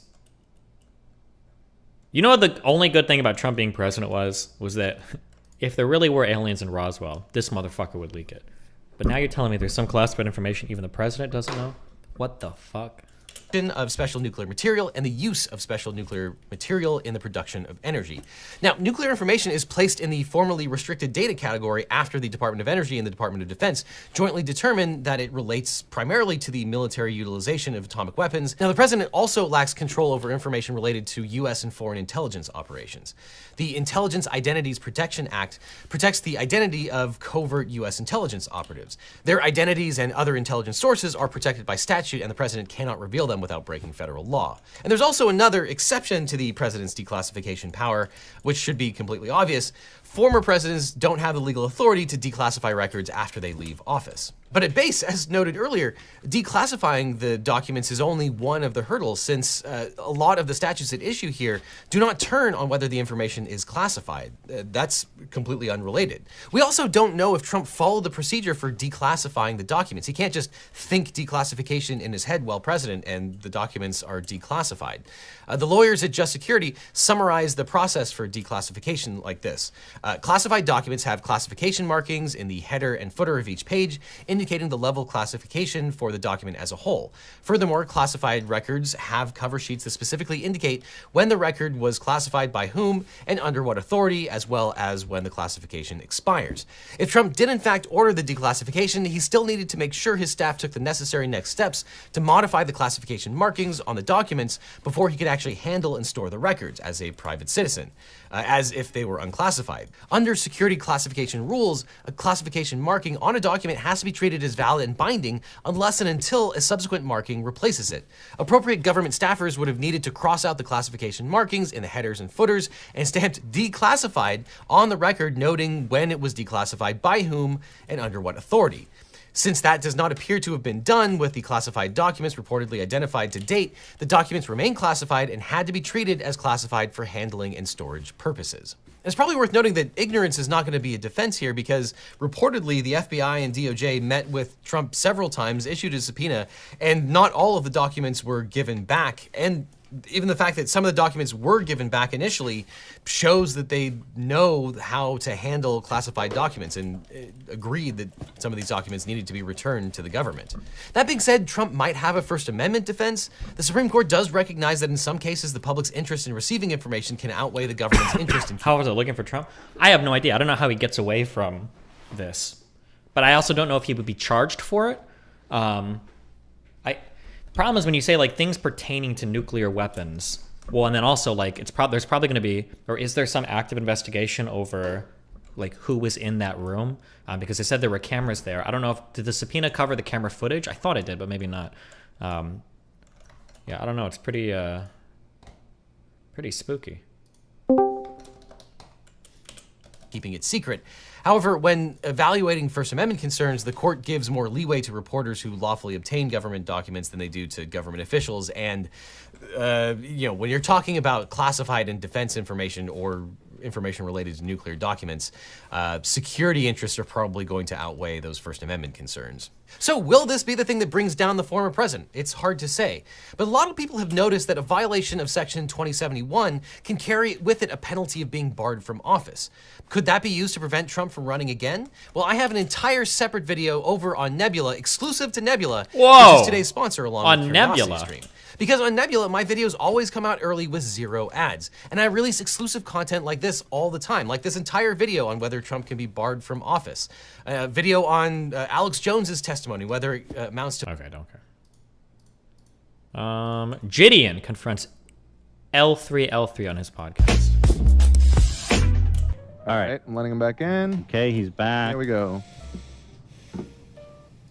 All right, Gideon, can you hear us this time? Yeah, I can hear y'all. There you go. Okay, hey, welcome back to the show. Thank you for calling. No, thanks for having me. Gideon, nice to meet you. Nice to talk. I just feel like it's been like, there we go. Can you see my face now? There we go. Okay, what's up? What's up, Ethan? How you doing? Nice to meet you. First thing first, Wan, I love you, bro.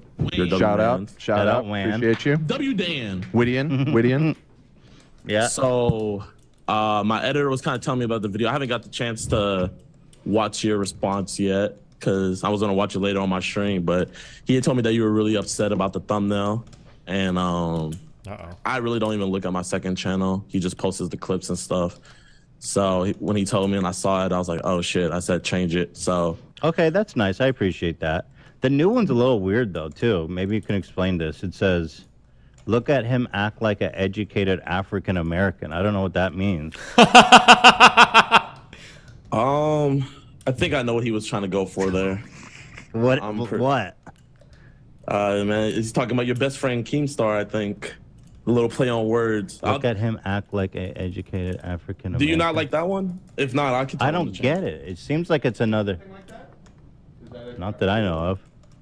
I'll tell him after this to change it for you. Yeah, so I guess, well, since you're here, I guess we can talk about the video, because you accused me of what I felt was like a light jab about the most racist town in America video you made. Yeah. You called me a liberal racist, and I am intrigued by that. I just was hoping you unpacked it a little more in your video. So maybe you can do that for me here. Nah, yeah. I don't think I called you a liberal racist because me personally, I don't think you're a racist, But I think you said that verbatim. I said that was liberal racism. Okay. This is liberal racism. So, because I said the same thing about Hassan. So. Okay, so liberal racism. What does that mean? So I feel like you know what conservative racism is, right? Your white picket fence, all American family, hates immigrants, doesn't like, the stereotypical racist, right? Mm-hmm.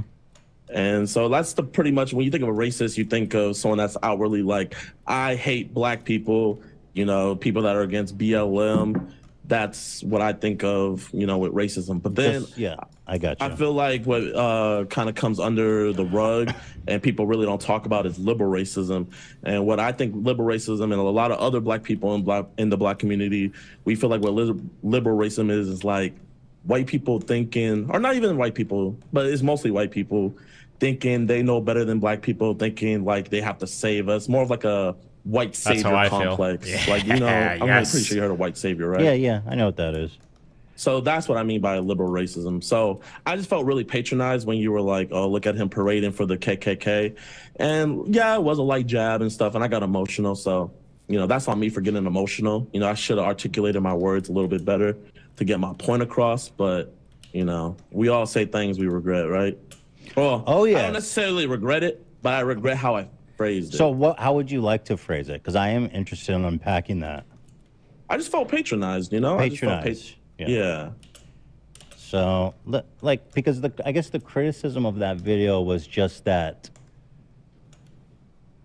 you went there and you're like, these guys are all, like, we can talk with these people and we can have a conversation with them. You're talking to that KKK guy who is basically like, you can't come to my church, right? Yeah, he said that. And he thinks that, like, whites and black people should be separated. He does. So, I guess I just don't. You kind of just gave him a platform to talk uncontested. That's all. Yeah. Yeah. I want to hear from you. In that situation, for you to have not said that, what would you have liked me to say or condemn him on in that situation? Well, first I'll say I think we all see that the video had good intentions, and we get what you're trying to do out there, and I think, and I've made this mistake before when I've had people like Jordan Peterson on, or even Joey Salads. I once debated him, and the problem is when you talk with people that incendiary, with that undefensible, and a lot of them lie and mislead shit. you kind of have to be equipped to. Oh no! Careful with the word choice here. Respond to it appropriately, right? You kind of have to be prepared. Otherwise, You need to be a master they're debater. left to say whatever they want, kind of unchecked, and in a way, you kind of just let the guy give his platform out, and without being, without challenging him in a way that I think would have been meaningful. But that being said, I understand what you were trying to do, and it was. So, do you feel like I came in there like unequipped, and I wasn't prepared, really, and I just kind of gave him a platform? Kind of what he's saying. If that's your opinion, that's your opinion. But is that what you think? I came in there unequipped. I think that you are, a little bit, for sure. Okay. Yeah. Well, to say to that, actually, I know, from the title, it's kind of like you probably were thinking, oh yeah, he went there to, say racism doesn't exist. But actually, when I don't know if you realized the outfit I had on, I was like sagging, had a white tank top. I really had no idea what type of video I was gonna do there. Yeah. Because I've never been there. I just seen the video and stuff. But when I got there, got to talking to the minorities of the place, figuring out, and then learning that, okay, it's not actually the town of Harrison. It's this little town of Zinc where, the KKK compound is. Then going over to Zinc, finding out it's not even the town of Zinc. It's literally just that compound, and how pretty much everybody in that area doesn't like them. And, I got everybody else's opinion about it. Everybody was cussing them out, talking about how much they disliked them. And then, I go on his property to go talk to him. And me personally, I feel as though to grow as humans, like if I was just to go there and he talked and I'm like, you fucking racist, you're wrong, obviously would have got a lot of clicks, would have got a lot of views and everything. But at the end of the day, what would have God done? I feel I don't think that's the only way to confront people, right? I mean, you don't have to yell and scream and stuff. Like, that would be, I don't know, for me, it's like if I go to like neo-Nazis and be like, yo, we can have a conversation, you just want me to fucking die. But I don't know. I get what you were going for, right? And it's but it's like fine. Let's say you're Jewish, right? Yes. So let's say you did a video where you went to like a neo-Nazi camp and you had a conversation with them, and for the most part, it was a civil conversation. He said what he has to say, which is absolutely wrong, and I don't agree with. And then you say your piece, and then you leave it at that. And let's say I was to hop on and be like, oh, look at Ethan parading for the neo-Nazis. He's all I didn't say you're parading. I think you said campaigning, if I'm not mistaken. I think you said, I said like giving him a platform. No, I think you said campaigning, but it's all good though. It's all good. Well, it doesn't matter. But my intention was that I didn't say campaigning. But I mean, I feel like it does matter because to me, it offended me, Yeah. And I know you like talked about Keem and everything Keem said, and like, bro, I'm not stupid. We all know the video where Keem said the hard R like what, 3-4 times, and me personally, I don't consider him a racist. Like, no offense, you said the hard R like 2-3 times. I don't consider you a racist. Like people say stuff. It's like I know a racist, and I know someone that just says something. And that guy was a racist, but I knew going there that he wasn't going to change his mind. And that's not what I wanted to go there for. I'm not going there to try to change his mind because it's just not going to happen. And I feel like that's the problem, where the left and the right get into an endless debate where one side tries to say changes the other side's mind. Then the other side gets mad that they're trying to change their mind, so they want to rebel against them. And it's another ending thing. I just wanted to put out there what they thought.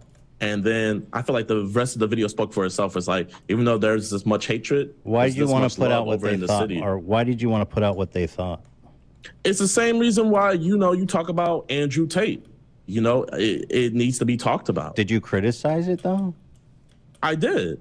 I feel like it's pretty obvious that I stand against everything he says. Yeah, I think I can boil it down to this point, which is basically there's some things that are not even, if you engage it legitimizes it in a way that like it doesn't even need to be engaged. Like it's not even a conversation. Like if I went to a Nazi rally, I was like, tell me about why you think all Jews should die. It's like that's not going to be a productive conversation simply by the fact that there's no real way to justify that. And even by engaging it like it's a reasonable argument, you in a way legitimize it and turn that conversation into what like a legitimate conversation that's really not.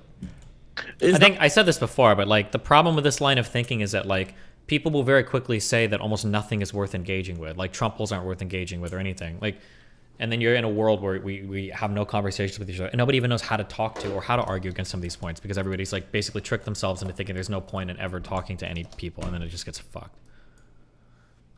Not a legitimate conversation. That's why I wasn't adding on to it. That's why I wasn't agreeing with him. I just let him talk. And I said, well, why can't I join the church? It was more to flesh out everything that he thought. Because when you really get down to it, he said everything he thought. And then he ended up saying that more white people hurt him and offended him more in his life than black people. So it's like, okay, if white people did more bad stuff to you in your life than black people, but you'll let white people into your church, then why is this hatred of black people coming from and other races coming from? So then that's what I was trying to get down to is he's already showing, I haven't even, he said in the video, I think he said, I haven't had a problem with black people. I've had more problems with white people, but there's still this stigma of this racism. So obviously it boils down to something. And I feel like as a generation, the more we talk about it, the more that it will be excluded because we see it's wrong. And if you look at it today, I feel like in any point in time in history, especially here in America, you know, racism is going down more and more and more as the new generation sees. So don't you think he was able to? This is on Gideon's channel. I mean, his message to you, because he knows he's on camera, was very scaled back, right? Like if you had a hidden camera and him and his homie talking about black people or Jews or whatever, it would have been a lot more vile. So in a way, he was able to do some nice PR on camera for you. And also, I will say at one point that really kind of took me back is when you guys ended your conversation and he said, is there anything you want to say to the people? And he goes, thanks for listening. And I was like, oh, damn, that's kind of fucked up that he got to just like platform his beliefs like that. That all being said, I think the video is overall good. And I'm not trying to say like, oh, you fucked up and the video's horrible and you should never made it. I think what Hassan was originally trying to do was just, you know, level some criticism at your approach. And I think ultimately maybe you got a little defensive about it, but I understand that as well. You know, I got defensive about it. Me personally, I feel me being upset about it was justified, but I should have took more time to, you know, react to his video and your video beforehand where I can have all my points written down where I can say it in a cohesive manner and stuff. But that's not what happened. You know, I like to do live reactions and, you know, I'm human. Yeah, I get it. Me too. So I got emotional and I said that. I feel like my, you know, how I feel still stands. But I feel like now coming on here, you know, I kind of got to flesh out more of how I thought, you know, you're not racist, right? No. Yeah. Yeah. Then... No. But I don't understand. I still don't understand the accusation of me being a liberal racist. I feel like you were exhibiting liberal racism. So how? I just don't understand that because that's a pretty harsh thing to level against someone. And I feel that. So I'm gonna tell you why I think you were exhibiting liberal racism. Yeah. So in the left side, I feel, you know, they're pretty strong allies with like, you know, the black community, BLM, but you know. I feel like especially the entire black community, what we're starting to see is, especially around election time, we're more used for votes than it is for actually helping our people. I think it was a George Floyd bill that was supposed to be signed after he had died about police brutality and everything. But that bill to this day still hasn't been signed. But I think Asian Lives Matter bill has been signed by him. And I feel... What did that Asian Lives thing even do? What did it like increase penalty for a hate crime? Did it even do anything? Also that some LGBTQ bill was signed by him, but that bill it was around the George Floyd era, but that bill to this day has yet to been signed. And how was I being a liberal racist? So how you were being a liberal racist is, you know, instead of you saying, you know, if you would have said, hey Gideon, you know, you gave him a platform, man. You should have attacked this more. I see like the way you said it there. Cool. But in the video, there goes Gideon campaigning for the neo-Nazis. And, you know, you know what we call that in the black community? You probably don't know what that is because, you know, you're not in the black community. But basically, a lot of other black people had the same sentiment. It's basically you kind of call me an Uncle Tom. So like an Uncle Tom is someone... I know what Uncle Tom is. Yeah, no, I know it's not that. So you're like, it's not that exclusive of a word. No, I mean, but I think all me and Hassan said was that you just were a little ill-equipped to handle that delicate of a conversation. That's it. I don't understand how that implies you're an Uncle Tom, so to speak. Or maybe I'm missing. Maybe I'm missing. But something. you know, that's the thing. Like you and Hassan, you know, no offense to y'all, but you guys stay in y'all studios and you talk about it from afar. And I think in Hassan's video, he said he looks at the empirical data. But you know, I'm pretty sure before he reacted to that video, he didn't even know what Harrison, Arkansas was. But it's just like, you know, where someone like me, like, yeah, you know, I might not be as smart as y'all. You know, it is what it is. I don't think it's about that. First of all, I wanted to go to the field where it said it's the most racist town. I put myself at harm. I put my filmer at harm. Yeah. But we went there, and I feel like we've brought something, you know, for the world to see, because that video, you know, you see that video and you say, oh, yeah, you know the video I'm talking about in question where the guy has the BLM sign and it says, and everybody was calling him the N-word lover and all this stuff. You know what I'm talking about?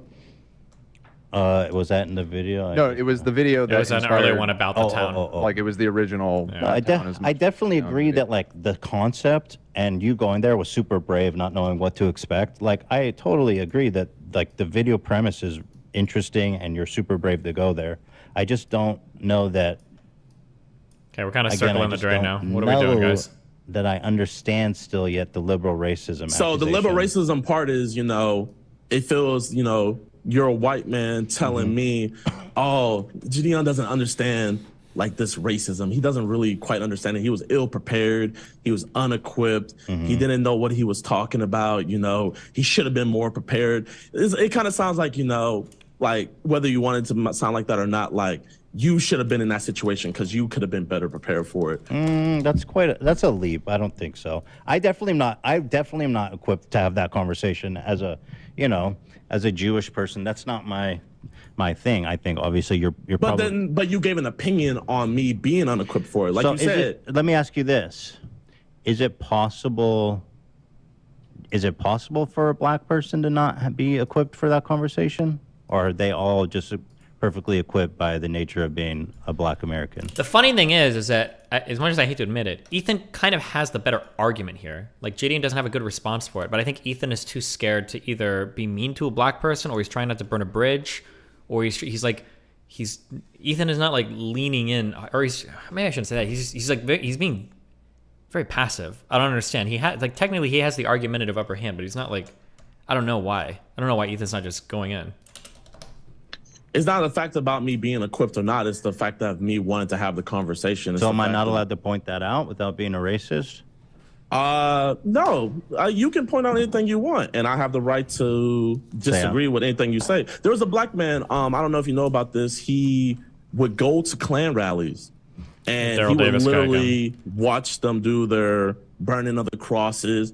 He would talk to them, and eventually the white man he was talking to eventually realized, wow, what I'm doing is wrong. And he actually left being a Nazi, and he brought a lot of other people with him. And so it's like, you know, it'll be the same thing if you told that black man when he went, and the thing about that black man, he wouldn't even go there disagreeing with them. He literally did the same thing I did. He went there just to hear what they had to say. And eventually, when you talk to someone and you just keep on spewing what you believe, and they don't retaliate or give you their opinion, but they just listen, then you realize, wow, what I'm saying is kind of fucked up. I know you're pretty sure. I'm pretty sure. I know the guy. Yeah, Daryl Davis. Yeah, he's super interesting guy. What's the difference between what he did and what I did? Well, if you want, first of all, he didn't record it and put it on YouTube, but he made a documentary about it. Yeah, but also he spent a lot of time building a relationship with these people, right? And speaking off camera, speaking candidly with them. I mean, if you really want to know what's the difference, I mean, you had one short conversation with this guy in which he said, you can't come to my church, and he even was unwilling to shake your hand. It basically turned around. So, like... Actually, I shook his hand. You did? Okay. I shook his hand, so... But anyway, I mean, obviously he developed a deeper relationship with them. Because like you said, clearly you're not changing their mind in any way, which it's very difficult to do. I mean, they're so entrenched in their ideology. But what you did and what he did is very different, no? So I guess the only difference is he changed his mind because he had more time to be with them and I didn't? Potentially. I mean, I don't know about his approaches, but he certainly had a lot more time to build the relationships and have candid conversations about it off camera. So would you say he was more prepared? Like, yeah, at the end of the day, definitely. But what was he more prepared with besides the fact, because obviously he had more time with them, so how can I not be getting prepared for that? You know, what if I go back there and I get to talk to them again? That'd be great. But would I still be unprepared? I don't know. I don't know what kind of prep. I don't know. I mean, look, you're a young man. You know, I know that guy who did that was like older. He had been through a lot of shit. So I think I don't know what preparation necessarily looks like. I would assume it's more about oh man, this is a hard conversation. Let's do. Ethan's argument is essentially like, if you want to go and put up some insane racist person on camera, that's fine. Do your video, but like you have to provide like ample pushback. You can't go to some place, guys, like, I'm not going to shake your hand. You're not going to come to my church. Fuck you. I hate black people. And, you know, or not fuck you, but I hate black people and I'm racist. But, like, we're chill. And then walk away and be like, oh, well, these guys are pretty friendly. Because it's like, well, feels a little bad to engage with them in that manner. Yeah, being prepared to, you know, respond to whatever they're talking. You got to be prepared for. They have logical fallacies that they say and stuff. You just being a matter of being prepared to have that dialogue Logical and knowing fallacies. like what's the best way to neutralize or cut through logical fallacies and stuff like that, and and I think experience too as a human being, just being able to like the thing is, I think Ethan kind of knows the surface level argument of don't platform bad actors or something, but he can't actually like critically engage with it at all. Like all of these are just like empty platitudes. Like, have experience as an adult. Like, what? Okay, what does that mean? He 100% learned all this from Hassan. Yeah, it sounds like he probably picked up like the abstract ideas from Hassan, but he doesn't actually know the underlying justification. I don't even know if Hassan knows the underlying justification, but connect with people on a deep empathetic level that you get from age, frankly. But I'm not saying it's because nothing here you get from age. That has nothing to do with this conversation at all. Saying it's impossible for a young man to do it either. I'm not. I mean, you know, I'm not a debater like you. You and Hassan, you guys. Not really debater, but yeah. Okay, well, Hassan, he makes his living off of being a debater and everything. I'm not a debater. Absolutely I'm not. more of not even close. Obviously a prankster, but I wanted to show a different side of me, and I feel like that video really did show a different side of me, where I show more of my interviewing skills, more of less of the trolling, and more of me just asking the questions. You know, like Nico did the same video, and he actually got to talk to the leader of the KKK. Mm-hmm. But I don't see. I agree, man. There's nothing wrong with it. But do you find it ironic to, on one hand, call me a liberal racist for criticizing your preparedness to have that conversation while doing a Nazi Hitler salute in front of a KKK building? I mean, it's ironic. It is Obviously, ironic, right? A black man doing that. It's like the same thing with the context of you saying the F word and the N word multiple times on iDub stream, Were you saying it out of racism? Yes or no? No. So obviously, you're was I doing doing that out of racism? So what is the context? The context is young black guy at a KKK camp where he shouldn't be throwing up their salute. Mm-hmm. Obviously, I'm just joking around, not joking around about the situation, but more the fact that Nazis really making even fun of hated them. black people that much. I think they did. Oh, well, I mean, it's a fair question. That's a fair question. No, never mind. I'm making fun of it. That's a fair question. They had like the massacre shit, but like, I don't think that there was that many black people in like the whole of Europe. I feel like I read about this at one point because somebody wanted to give the Soviet Union a whole bunch of credit for like overcoming racism about black people, and they like did that about a bunch of propaganda towards the United States. But the reality is that in terms of like demographic makeup of like the Soviet Union, it's not like they had that many quote unquote black people that they were trying to integrate. So it was like an easy W for them. They didn't have any of those issues. But I mean, I'm sure that of the black people that were in whatever the German fucking Nazi shit, they probably wouldn't have had the highest opinions of them. Yeah. Okay. So if you wanted the Aryan race, they didn't like you. But because I remember Hitler was obsessed with like that Olympian. Well, he thinks Jews were at the very bottom of the totem pole, but he had a whole totem pole, and black people were pretty far down there too. Probably, yeah. I would imagine that's probably the case. Blue-eyed, I don't think basically was a lower person. So okay, so this is okay, cool. Yeah, but I just wanted to come on here like, you know what? I feel like I didn't, really display my true feelings. So I hope you know my true feelings now. I'm not expecting an apology or anything like that, but like, this is exactly what I want to do. It's like having the conversation instead of us having the beef on Twitter for years. and doing the L3. Because I don't know if you know this, but I actually grew up on you. Vape Nation, y'all. Like I grew up on you. I feel like you inspired Yeah. a lot of my career and everything. So you tweeted out like 2 days ago, I missed the old H3. What does that mean? Oh, man, bro. Before you got so weirdly political. Hilo, right? Is that how you pronounce it? Yeah. Where you guys would just sit down, react to videos, make comedy sketches.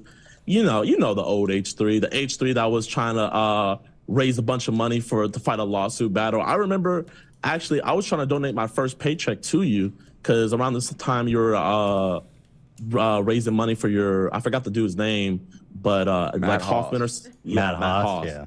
You were Well, trying that's to raise awesome. money I appreciate for the that. thing, Yeah. but you reached the goal way before I could even send in that paycheck and stuff. I don't think That's it's in the the H3 I'm place talking about. of H3 to talk about how black people engage with racism towards black people feels very inappropriate. No, he's right there, but he's either scared because the optics of the conversation look bad, or he just doesn't know how to navigate the conversation. But you can totally be critical of how people engage with other people, even if it's a black person engaging with a racist white person. As a white person, you can be critical of that. That's fine. There's nothing wrong with that. But it seems like when people say that, it's more like detractors who are like, I don't like what he's become now. So I guess I'm curious, what is it that I do that you don't like these days? Just to give you an opportunity to talk about it. It's not necessarily that I don't like what you do now. It's just me personally. You like the old stuff. I like the old stuff. Okay. Sometimes we think of the heyday. People are going to say the same thing about me. People are going to be like, oh, man, I miss the old Gideon. And I understand, we have to grow up and everything. And, I feel like you maybe took a turn further off the road than most people do with their careers. But, hey, it's working. You have a successful brand for you. You have people like Dan, W employees in the chat. Dan in the chat, y'all. Definitely dubs. For sure. I can't hate on you like that. You got a beautiful family and everything. So, I'm not going to hate on you for that, but, just shouting out the old H3 members, So it was like a shout out to being like, yo, this guy's old content rules.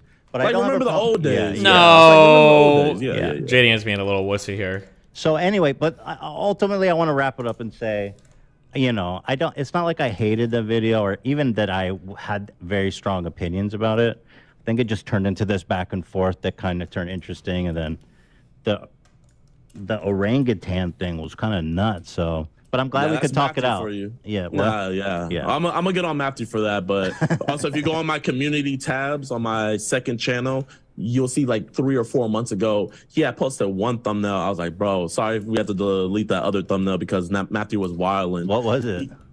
Oh man, I forget. But he's a 17-year-old. I hired a 17-year-old. He's good. So. I mean. Yeah, I like that he expresses himself a little bit there, but I guess sometimes you take it too far. I clicked that shit. I was like, I said what? I heard what you said about I gotta be more around. So before things go up, I'm gonna take criticism where criticism is due. I'm gonna make sure before things go out. So if it's not on my part, I can nip it in the bud so situations like this don't happen. And, I'm not going to tell you what to do because this is obviously your business, but I would just say going in the future, especially talking about issues like regarding other races, I would say maybe have more self-awareness of like what you're saying because you got to realize different races have different fights they're going against because obviously you talk about so many different topics. So obviously you're going to end up talking about different races. So I would just say more of have like a look on, okay, what could this race be going through at a time where, could my comments maybe offend someone or offend this race? And I would say if you go in with that more forethought, because what you said here, if you would have said that in your video, I would have not said anything. It would have been like, you know what, fair point. I can see that. But maybe next time, next interview, I can interject more and, be like, okay, guys, don't listen to that part. Caldwell, welcome to you Tier 4 didn't give YouTube me room to make corrections for the future. You more have just made a statement that low-key I felt was patronizing. But you know what? I feel like we squashed it off here, and there's no hard feelings. No, there's no hard feelings. I never did. I like you. I think you're funny. I think you're talented, and I think you have a bright future. That means a lot. Yeah, but just so you know, like when I said the N-word, that was wrong, right? Like I apologize for that, and I've learned a lot, and that's something that I would never do now. And I hope you know that about the Nazi salute as well.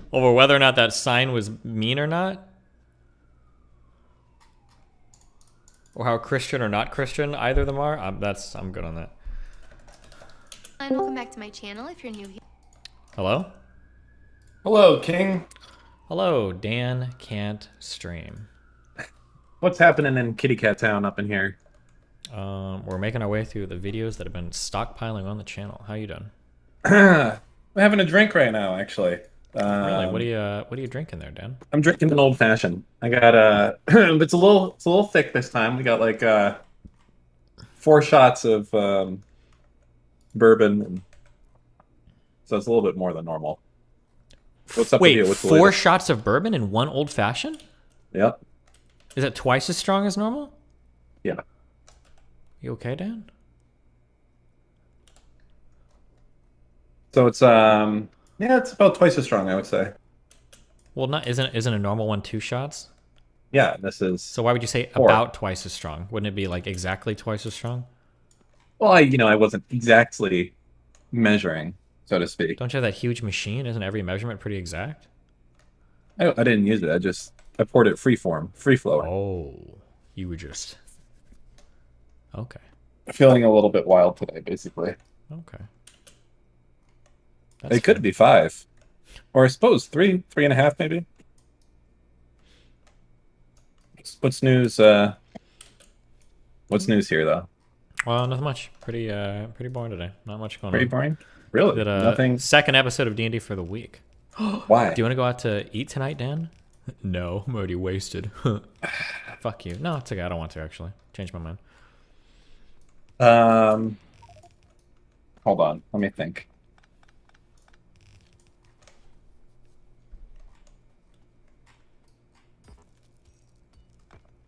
Give me 1 minute to ponder this. Hold on 1 second.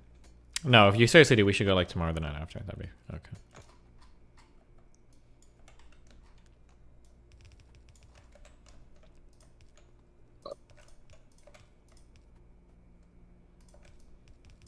Okay. Shut Sorry up, about Dan. that. My wife was in here. You have a Listen, drinking we can problem. go. Shut up, okay, the Dan. problem is, like, You have a I'm drinking going to say problem. this. Shut Okay, up, Dan. stream's not You going to be happy, but I say, if we're going to get dinner, we got to go meow. Okay? Not in an hour, not in a half hour. If you don't want to go tonight, then it's got to be, then I can do it tomorrow. Yeah, I'm we just can saying. we can go tomorrow. We can go tomorrow. Okay. That's fine, Maybe, just for memes, maybe we can go and look at one of those offices or whatever. Have you called? Yeah, I mean, there's, I know, hold on, let me see. 1 sec. Yeah, I figured. I'm not a dumb fuck, okay? Huh? Oh, you're talking to chat. No, I'm talking to you. I know. I'm a smart kitty All right, cat. so, okay, look, the 2 that I found in North Beach are good. We need to find something like the first one that I showed you on stream that is open after 5 p.m. I didn't realize that was going to be an issue with the first one.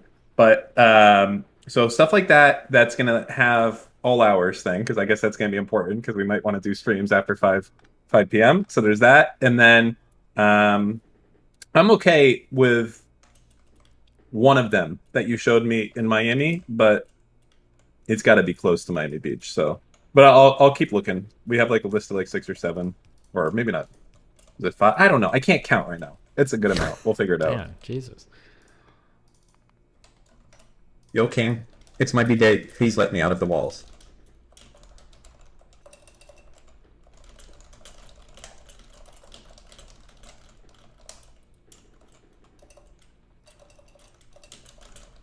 All right. I can't wait to dump fucking $600,000 on the setup for this podcast.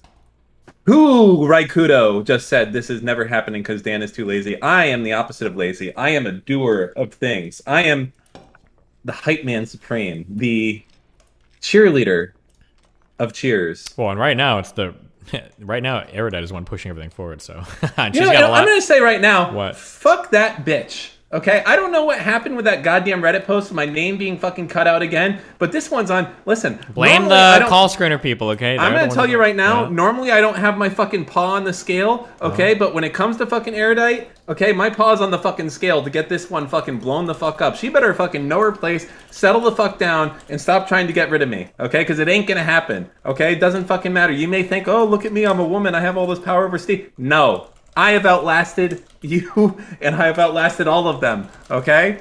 Never forget it. Well, the benefit right now to Erudite is she stands to gain a lot career-wise, so she's like super motivated to like push things forward and move on stuff. As long as she doesn't fuck around trying to get rid of Dan. Dan the man ain't going nowhere. I'm trying to get rid of you. Dan, are you okay? Nice try, sis. Go off, or whatever the fuck it was. All right. Do you think someone's going after you, Dan? Do you feel threatened? She's going out. She's coming, but she doesn't know what she thinks that I'm just a plain Jane bitch. She didn't know that I'm a special type of sauce that she ain't never had before. All right. Anyways, that's it. Jesus. When is that, by the way? I messaged you. Oh, you don't even have it in your calendar. Okay, hold on. Scrolling. Okay. Open this. Oh, that's like soon. When is it? Is it Sunday or Monday? Wait, why don't It's I have Sunday. it on my calendar? 21st. Oh, it is. Yeah, Sunday at 2 o'clock EDT. Sunday at 2 p.m. Show with bitch woman. No, I'm kidding. I won't write that on there. I put the little snake emoji. You know that one? Yeah, I remember Pokey tweeting that one out. That's how I'm gonna know exactly. I'm gonna look at this. I'm gonna be like, snake in my. I know exactly what's going on. Yep. Jesus. Dan's not fucking around, guys. Yep. Listen, I've recognized like there's like 2 or 3 like. Well, you know, I'm gonna do these deeds in the shadows. Forget I said anything. There's 2 or 3 people I got my eye on them. That's all. You know what I got today at the bank? And I was a little excited to get? I got a $2 bill today. Okay, I know these aren't rare. Anyone can get them, it's fine. I haven't seen one in a while. And you know what? It was a really cool time to give this to my daughter. She was like, you know, can I get some money for doing something or whatever the fuck? And I gave her a $2 bill. And she was like, man, this shit's fake. I was like, nuh-uh, it's real. And she was fucking ecstatic. It's her inner, you know, the fact that she learned something new about money. I could feel it was something deep in my my people's genetics that was really excited about what was happening at that moment. And she was just learning something new. She had a great day. Never seen this $2 bill before. Wow, I'm glad that you got to share that moment, that experience with her. I was just telling her what's going on. It's exciting, you know? You think you know it. You think you understand what's going on in this world. And then your dad drops a $2 bill in your lap. And you're like, what the fuck is that? This is real? They're still making... This is a 2020 bill. What's going on here? Wait, what is... Are there any other weird bill... Weren't there bills above $100 that they used to make? Oh, yeah, and there's still legal tender. So there's $500 bills. Yeah, well, obviously they're not going to de-legalize them. But I thought, well, didn't they... the other ones are. Didn't they go way saying higher. Literally that they were done making over $100 bills? Like they don't mint those anymore? Or they don't print those anymore? But they definitely don't print those anymore, correct. But there are $500 bills. There are $1,000 bills. I mean, there's $50,000 bills, $10,000 bills. I think there's like $1 million bill as well. But a lot of these were used for interbank transfers back in the fucking olden days before computers and shit. Mm-hmm. So if you're like, you know, Bank of America in Tallahassee, you could send it down to, you know, Opaloka or something. I don't fucking know. Sure. But yeah, so there you go. What do you think of the Nick chat yesterday? Not a fan. Oh, well, I guess I'm a fan that... Well, actually, I don't want to talk about this. I realize. Thank you. Let's move on to another subject. So, speaking of that stuff, how's Lauren Southern doing? I think she's debating Lycan right now. Oh, really? I gotta watch that before I go to bed tonight. That'll put me right the fuck to sleep. Excuse me. Lycan is our in-house debater in training. Okay. I love Lycan, okay? But that is like, to me, that's better than melatonin, baby. Give it up. Oh, I'm gonna sip it up. Wow.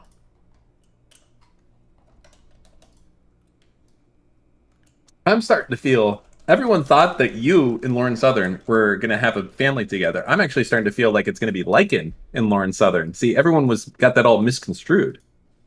Well, we knew since he showed up in that one priest outfit that that's what he was gunning for, right? No one suspects it. They have good-looking kids, though. You think so? Would they be master race kids? You know what? I think I'm going to be honest with you. Yeah. I love Lycan, but he would become a white nationalist for sure. You think he has in that relationship? Do you think it's going to be Lycan swaying Lauren over to be more left wing, or do you? No. I'm going to see Lycan in the end and be like, hello there, Juden. I have not spoken to you in a very long time. And be like, what, Lycan? Why are you talking in such a German accent? Listen, if we were able to pull Lycan away from Joe Rogan, I think he's a sturdy man. Okay. Yeah, maybe a little bit.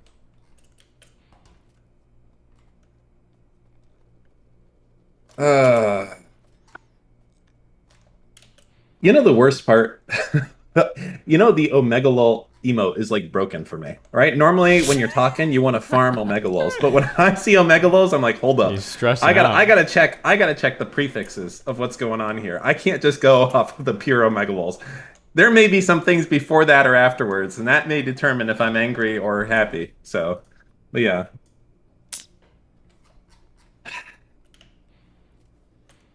But anyways, I digress, as they say in the business.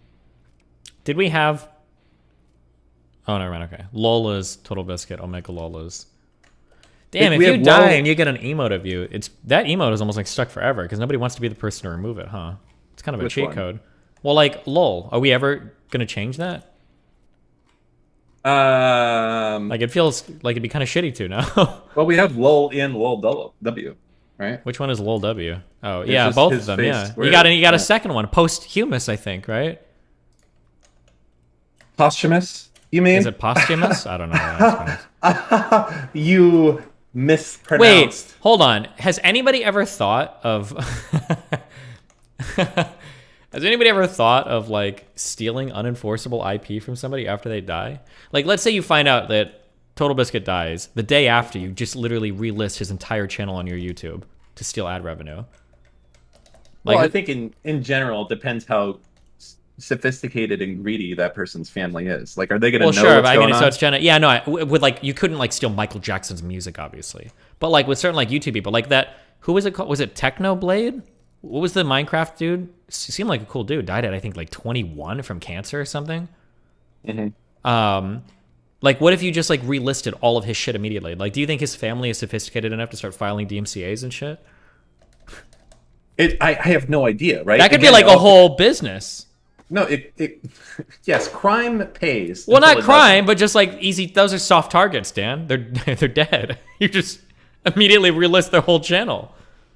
Yeah, well, sure. But in general, like, they're still gonna, YouTube search is gonna, like, be, it just seems like a bad idea. I don't think it's gonna work as good as you think it's gonna work. Yeah, I don't know. I think it would depend on how technically sophisticated the people in control of his estate are. The better thing to do would be filing copyright claims against every single one of their videos, saying that they played something that you own some audio bit, so that you get all the ad revenue from all of their videos. That would be even smarter. Wait, yeah, do what? That's right. Did you say file their stuff and then copyright claim it and then take the ad revenue? So if when someone files a copyright claim against your video, they have the option to remove it or claim the revenue. So I would say you would just do that against all of their videos, every single one, saying that they used something, and then take all their shit. Sure. There are people, yeah, you probably already know. So yeah, there are people that were doing that. People complain about it. Some people, like, getting their own music that they've made, like, copyrighted and, like, registered by another company. But there's no one to complain if the guy's dead, right? True. That is As true. you said. Yeah, smart. There we go. Big business. See? Oh, and you know what I would claim? I would just have to claim his little intro video, the dun, dun, dun, the Total Biscuit thing. Boom. And then I could automatically rev claim every single video on his channel. Yep. Ooh. Smart, huh? See, this is... We need our own Hustlers University called, like, Chad Thundercock Giga Chad University. Wow, what a great name, Dan. And this would be lesson number 1. Instead of, like, copywriting and social bullshit, it'd be like number one, steal from dead people. True. Yeah. There's got to be ways to abuse, like, or near dead people as well. Like, what if I go to a hospital, like not the infirmary? What do you call know like if the I old... want to continue having this conversation. You go to like the hospital where there's a bunch of old people that are on the verge of death. You're like, bro, let me take it a loan in your name. I'll give your family like 10%, and then you die with the debt, and then boom. If people would like no estate, so they can't like lose like money or whatever. Oh yeah, hospice house. Holy shit. Yeah, but I feel like they could probably just do that themselves, right? Yeah, but they're dumb. They're financially illiterate. They wouldn't know how to do it. The better question is to like, I wonder, you gotta like buy old people's houses and hope that they have safes and they've been like stashing money in the walls or something. I don't fucking know. Oh, that's Who knows, man? I think Who scamming knows? old people in general would be really good, especially hospital, because like they're not going to remember. I feel like because they're going to be dead soon, so you'll have like a clean slate. Remember that you ever we scam had this somebody? Conversation about optics. You ever okay? scam Just- somebody a lot? And you're like, God, like I hate that there's a person out there that knows how horrible I am. If they could just be dead. Well, No, if you see, I've scam never done that. 85-year-old people on chemo, after a few years, Can you're we going to start just with a go back clean to- slate. can we Oh, go sorry. Let's back go back to- to talking about Nazis. You want to talk about Lauren, No, or do you want to talk about I Nick? was gonna say, can we talk about fucking dogs or something, please? Like, Jesus, can we be a little bit like more politically Yeah, correct? This is okay. too far. My bad. I have a thought for you on the topic of fucking dogs. Why do so many people choose huskies? You know what the real thought is? Mm-hmm. The real thought is, how the fuck did you ever get credit for dog warts when you ripped that idea 1-to-1 from Mr. Girl? I actually didn't. That's the Not in the real slight- No, I didn't. question. Hold the fuck up. Everybody notice how I know Dan that- I got know away that from that? you- Mr. Girl was the one who's like, would you choose what type of dog to fuck? And Dan somehow gets full credit for that Because idea. mine was more thought out. His was just, oh, fuck a dog. I'm Mr. Girl. No, it was. Mine was like, what kind of dog would you yes. fuck? It was what kind of No, dog mine would you was fuck? mine was well. I don't know what you're trying to do right now. You're trying to cause conflict because I understand. So I have age on him. Okay, I have looks on him, and you know what else? I'll take him out if I have to. I'm not afraid of him. He will meet his match if he comes after me, and I don't want to do it. He's a good man, but he'll fucking meet his end if he comes towards me. Okay, and he knows it. Watch yourself, Max. Know your targets. He merely talked about fucking a dog. I wrote the dog fucking encyclopedia. Jesus okay? Christ. He's like the caveman that first fucked the dog. And what? You want science from that? No. Anyways. Yeah. Max works out. He's a trainer. I work out my mind. Okay? When his body is ready to go, I will be like Neo in the Matrix. We'll see his moves coming. I won't even be in that house. In fact, when he shows up, I'll have like a giant fucking cartoon trap that he steps in. He's fucking trapped forever. Boom. Can somebody make sense of... You saw the movie Kill Bill, right? I have. Why doesn't Bud just kill her? Why does he use rock salt? Why does he give her, like, oxygen and why? Because he is sadistic and because he wanted to punish her because of what he did to his brother, is my understanding. So he wanted to bury her alive. Then why so give her, she like, could- the flashlight and everything at all? So that she could see her fucking last moments and suffer more. Well, but he That's made like it the sound worst. like if she misbehaved, he was going to take it away. Yeah, exactly. Yes. Like, if you misbehave, I'm taking this from you. Like, but like, because you want the flashlight. But see, it's like, you have the flashlight, but then that flashlight's not going to last long. And the fear when it goes out, you know? Cringe. See, you just don't know torture like I do. That's your problem. You're thinking on a different level. Just cringe, Dan. You know, in order to experience pain, you first have to experience the absence of pain. Okay? And if Wow, you want how someone to deep. truly So deep. if you want someone to truly suffer, So deep. you have to let them feel like they have control, only to know that that flashlight will go dim. Yes. I understand exactly. Me and Quentin Tarantino, we're the same. Wow. Minus the feet fetish thing. I don't get the whole feet fetish thing. I don't even know, where does that come from? Okay, Liking feet. normally I don't think it's a huge deal, but in the did you see this the It's Always Sunny in Hollywood? Is that the thing that it's called? No. You didn't see that movie? What's the name of the Well, I know what you're talking about. Once Upon a Time. in Yeah, that Hollywood? movie. In that movie, it was fucking disgusting. It was way too much. Holy shit. So where does the foot fetish come from? I don't know, where does exactly? any fetish come from? Why do we like boobs or asses? Well, boobs and asses, I think, to a certain extent, are going to be tied to our fucking psyche, right? Because Yeah, no, but I mean, like, our desire for those things is like it's just like a thing that's built in. I imagine for there's fetish a lot stuff, it's of probably fetishes. similar. I think a lot of fetishes are coming from the environment. Like, I bet you, in like 10, 15 years, there's going to be a huge mask porn fetish where people are wearing N95 masks and shit like that because the first pair of tits they saw is some chick, you know, who still had a fucking N95 mask on or something. That's my thinking, but I don't know where the feet thing would come from. So there's two things I've heard. So one, I don't know how true either of these things are, but one thing that gets posted to Reddit all the time is that like the wires for the part of your brain that control your feet and the wires for sexuality are like close to each other. So sometimes they can get crossed. That sounds like bullshit to me. The second thing was, I don't think I'm making this up, but maybe, but this has no research backing it at all. But didn't Freud say that if you were disciplined hard as a child and you felt bad, that the first place you looked, you'd like develop a fetish? I don't know if Freud said that or not, but that also sounds like bullshit. But I don't know how much I trust this whole Freud guy. By the way, he said a lot of wild shit. We may have found someone to kind of replace Gal Gadot. I'm gonna be honest. The AT&T girl. Have you seen this girl? I don't know what you're talking about, no. Where are you at?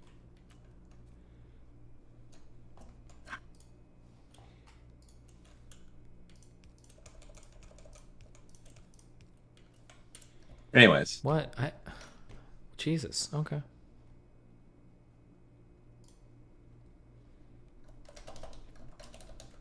Freud was the Sneeko of his time. What? Chill, guys. Damn.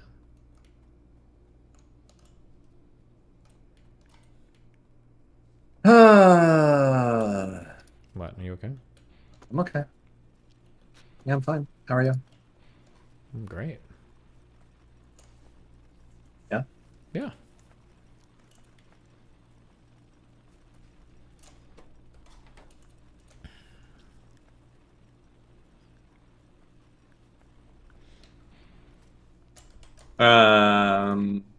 What else? What else? What else? I don't know. The GoFundMe is still increasing? Wait, really? I'm gonna leave if you're gonna talk about Keffels. I'm just looking at the GoFundMe, Dan. Chill. Stop being such a little sensitive bitch. Stop being such a psychotic, insane psycho. It's not psychotic or insane. It's international news, Dan. Chill.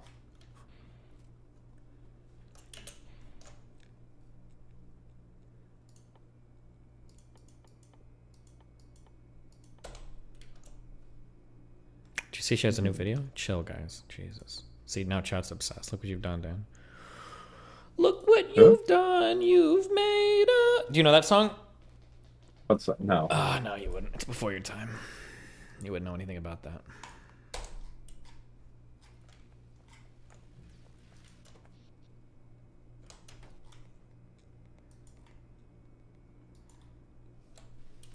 Jesus. But hire some acting students for a few grand to swap. Chill, guys. Jesus Christ. Go to space? I don't even know how to, dude. I probably have to build, like...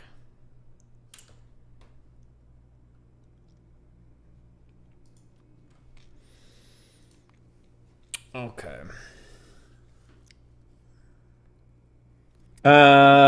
What? I'm trying to think of something for you to talk about. Let's see. You're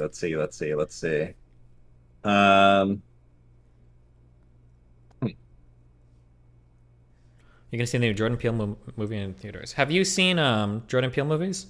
Like Get Out and... Oh, did you see Nope? No.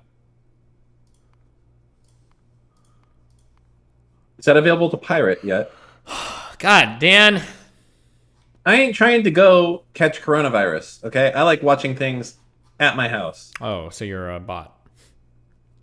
No, you're a bot. Or how you even call me a bot when you fucking go to the movie theaters?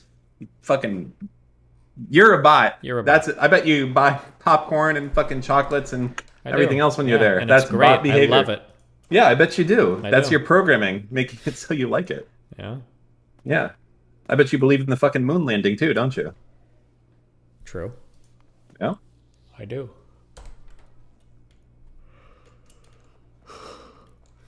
Oh shit, you're right. Do you think there are 24/7 office buildings? I feel like there probably wouldn't be, huh?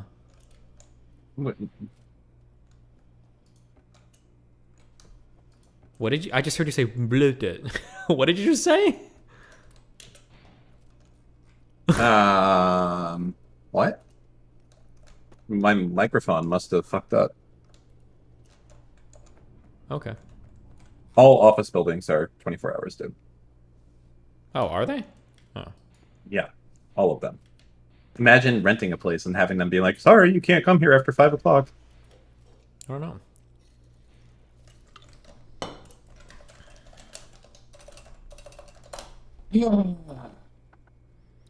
People have done that Kyber thing, but in a more clever way. The Doorstuck video has changed ownership. For almost a decade and a half, it was being monetized by Kinetic001, who was the guy who originally uploaded it to YouTube. He's not technically the Doorstuck guy, but he is the one who blocked him in the doorway. His YouTube channel was recently You know what I'd like to demonetized have? I'd like to have a cat off with DGG, where all the cat owners post the cutest photos of their cats, and we have an elimination battle to see who the cutest cat would be in the end. Wow. I'll keep that in mind, okay? Maybe we'll post about that. If the Erudite show doesn't work out, we'll just fly people in and bring their cats. other uploads, which he has since removed. But now All the he's fucking unable to Askers people are remonetize the disgusting fucking dog owners. You know what? Whenever I see a dog owner, I look at them and I'm like, oh yeah, this is a guy that needs a fucking dumb retard animal to be like, I love you, I love you, I love you. Oh, that's what I think. Versus fucking Giga Chad, monster cock cat owners who are like, you know what? I don't care if you like me. You're my property. Do your thing. That's what I'm talking about. Fuck dogs and fuck dog owners. You gotta work for a cat's love. And even after fucking 13 years, it might not still like you. You know what? That's how we like it. Jesus. Sounds like you got attachment issues, Dan. There is no such thing as cat warts because that's fucking disgusting. Never even say cat warts. Jesus fucking Christ.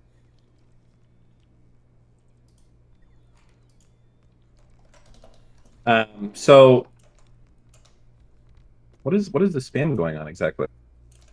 I don't know. Oh wait, give me like, well, never mind. I'll watch this later. Hold on 1 second. What? Are you okay? That video because it looks like an opportunistic copyright troll has jumped in claiming ownership of the audio.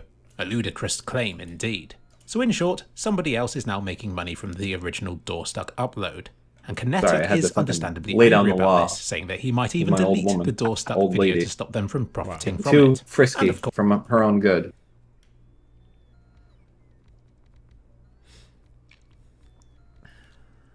How are the kiddos doing?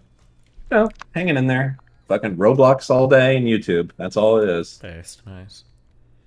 I mean, I can't blame them. If I had fucking Roblox when I was that age, I'd be on that shit fucking nonstop. Yeah. Of course, that's the headline this video ran with when it was posted on Global Offensive. Why? Don't do it, Kinetic. What is going on here? That would be a Are you real watching shame. a video? He had a little bit in the background. Okay, then I'll be back later. Okay, be careful.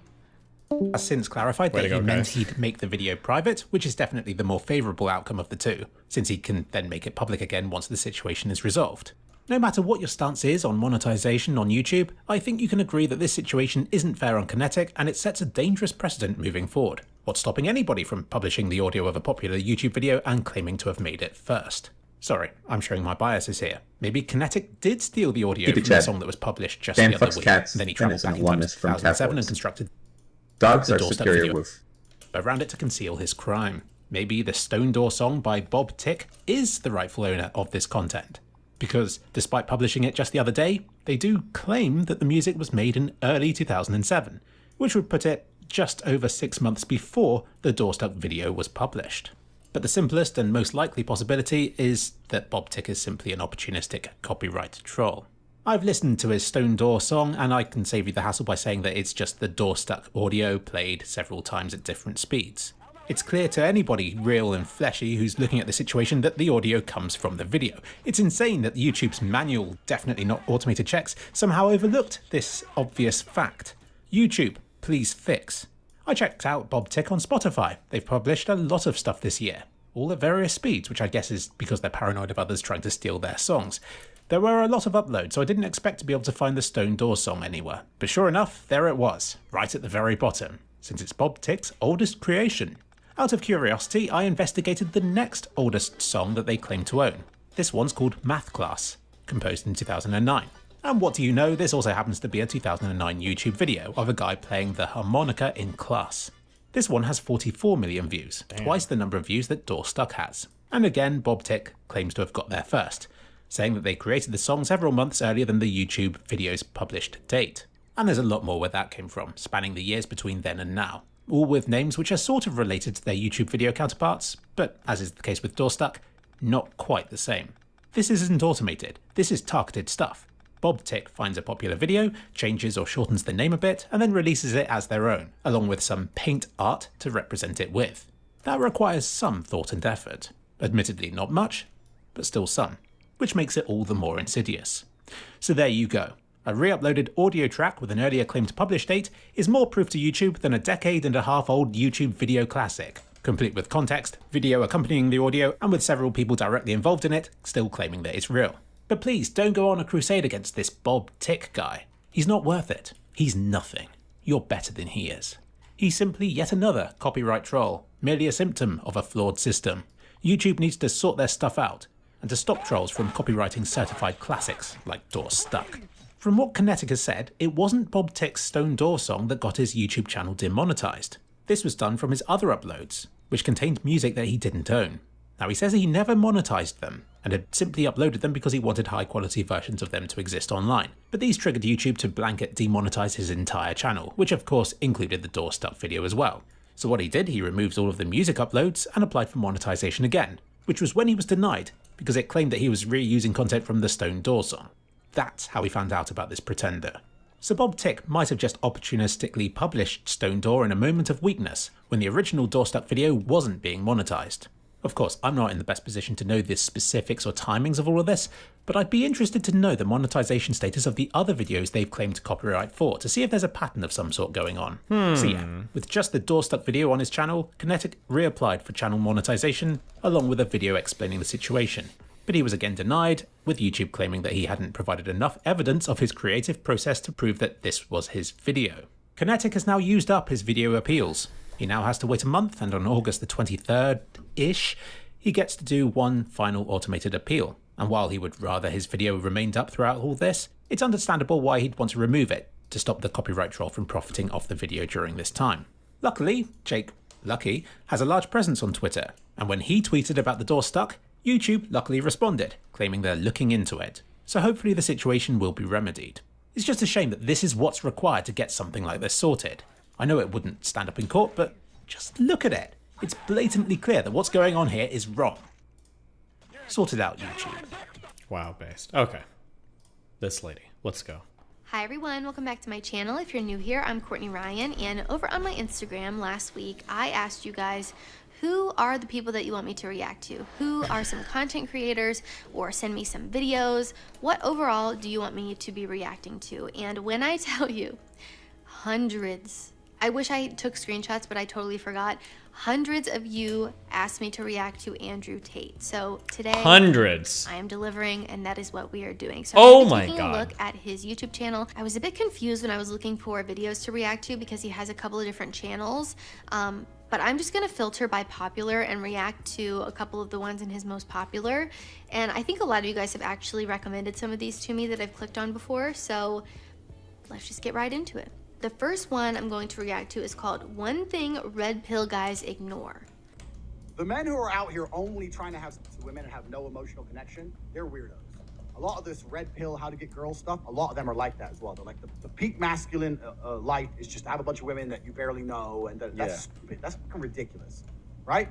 Every man, if you want to have a good life, you need to have a good relationship with a good woman. When you get sick, it's your woman who's going to care, not your boys, right? But you can love her and she can love you with all her heart. You can love each other. You can be prepared to take a bullet for her. And still fuck other bitches. That's what I'm saying. You know what I'm saying? It's no big deal. We gotta do, we gotta do, we gotta do.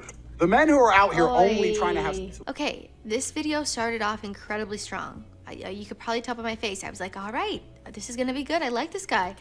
I like what he has to say. I do think that men who just go around and try to sleep with as many women as possible end up feeling cringe, empty, a sense of emptiness, a sense of a lack of fulfillment almost, because I do think having an emotional connection is just unmatched in comparison. And I do think it's kind of gross, I think, when guys brag about how many girls they slept with. That's just my personal opinion.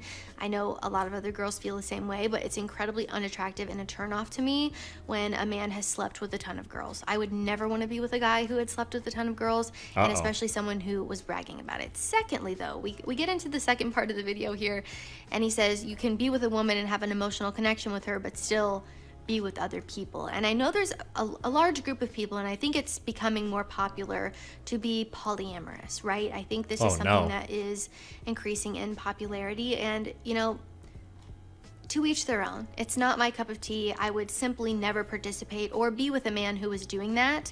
That is something that's because she hasn't found a top G. And I would never allow that in my relationship.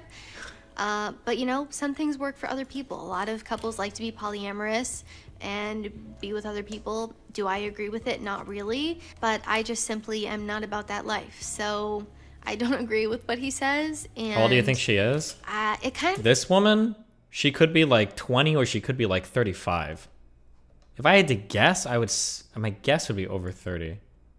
But it's hard. It's really hard to tell. It's a lot of foundation. Okay, damn. I can't. It goes back to this thing that I see a lot with like Fresh and Fit clips of like, oh, well, all these high value men or these 1% men, they're allowed to cheat. And I just simply don't agree. I don't think that someone who is high value or, you know, a guy with integrity or a guy that a high value woman would want to be with would be doing that, would be sleeping around with other people. I think there is so much I'm so fucked on power oil. in being with one person. And again, that's just my personal opinion. You guys are watching to get my reaction and my opinion, and that's just what I think. So I'm not going to sit here and bash him or say he's wrong, because that's his opinion, and he's allowed to have that opinion, and I'm allowed to have mine, and we can coexist, right? So I don't agree. It started off strong. I do think it's great to have an emotional connection with someone, and I think it's a lot more fulfilling and meaningful to have a partner and an emotional connection versus all these casual hookups. Do you have a core minor drill going? You're about 2 going. Situationships, as we like to call it, and one night stands and things like that. And I think men find that out a lot of the time once they've already kind of done the hookup thing, and then they're like, oh, this kind of sucks. So yeah, just an interesting thought, but started off great, didn't end great. On to the next one. Are women gold diggers? Do you ever worry that a woman is with you for the wrong reasons, and therefore do you ever hide how successful you are? That's a good question, and I think you have to look at it under a different frame. If she's only with me because I am tall, strong, rich, and successful, and smart, and interesting, and charismatic, and humble, and funny. If she's only with me for those things, and I'm only with her because she's beautiful and shuts the up, who's more shallow? You. So who cares? That was actually a really good point. I see a lot of men talk about, oh, well, she's only dating him for his money and whatever. And of course there are girls out there who are just straight up gold diggers. They don't like the guy. They think the guy's ugly. They are just using him for his money. You know, you see all these young, beautiful women getting with older men who are maybe not the best in the looks department, but they're billionaires. And, you know, a lot of them are just with them for the money. But then, you know, a lot of these men who have money and resources and who are, you know, tall or handsome or whatever it is, or just attractive or have money, they're only dating women because of the way that they look. So you could argue that both are just as shallow. This I actually do agree with. However, I do think that there are people out there that are simply with someone because they love them and they care about them and cringe. they like who they are as a person. We don't believe in love here, guys. Like who maybe they are on the inside. I know sometimes when you get on social media, it seems like everything is so surface level and shallow, and that's all that people care about. But I promise that there are just straight up normal people, and if you've never seen that or been exposed to it, you probably just, you know, say, oh, that's all cap, she's lying. And I get it because Did you've somebody never say cap? witnessed that or experienced that.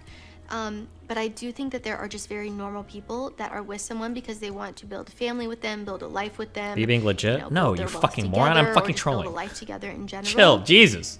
and aren't so concerned with, oh, he's a millionaire, or oh, she looks like a model, you know, kind of looking at it from both perspectives. So yeah, I do agree with him. I think that both are equally as shallow. And if you're a guy who is dating all these beautiful women just because they're beautiful and you don't really like anything else about them, and you're worried about a girl using you for your money, you're kind of both doing that to each other. Damn. I guess, in a way.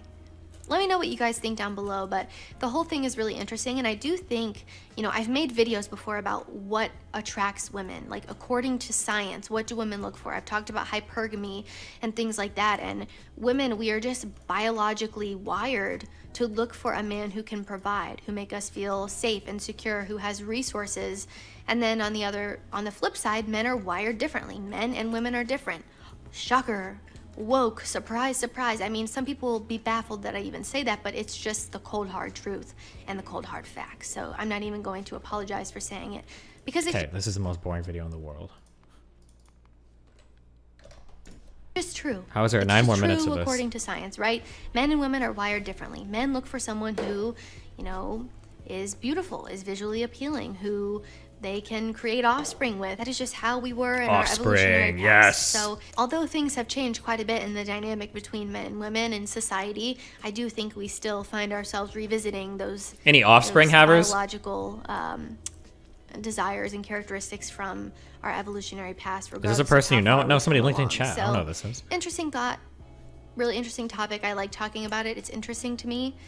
So if you guys want to get a little conversation started down in the comments, let me know. But honestly, that video I did agree with. Let's see. Let's do. It's pointless to have female friends. You guys do ask me about that a lot, so I'll react to this one. Okay. Oh. I don't see the point in having female friends. Okay. Any real G out there knows it's true. You got your girl or your girls who you're f***ing. You got the girls who you're trying to f***. And there ain't really room for that chick. Well, I don't want to ever f*** him. I just want to sit here and talk and waste his time and he can buy me dinner. No, and I don't need female friends. If I tell a girl we're going to f*** and she goes, I don't want to f*** you, I say, okay, well, we ain't going to talk anymore. What the f*** are we going to talk about now? We ain't going to f***, so we're going to talk about Vampire Diaries? Get the f*** out of here. Okay. I see why so many of you guys wanted me to react to him, because he's very polarizing. He's very, says it like it is, blunt. You know, when we're on the topic of should men and women be friends, or can men and women be friends, I know there are a lot of different conversations and opinions surrounding that specific topic. And, you know, I will say from a woman's perspective here, in high school, I had like a group of friends, and You there should were try some and get men. guests on stream. Wow, okay. My group of friends, there were some guys that I was friends with, and all of them at some point liked me, and it ruined our friendship because they could not just be friends with me. And so I look at it from that perspective, and I'm like, yeah, I don't think that men can be friends with a woman unless they are not attracted to her, because they're going to fall for her, and it's going to create so much unnecessary just chaos in your life, and I just don't necessarily know if it's worth it.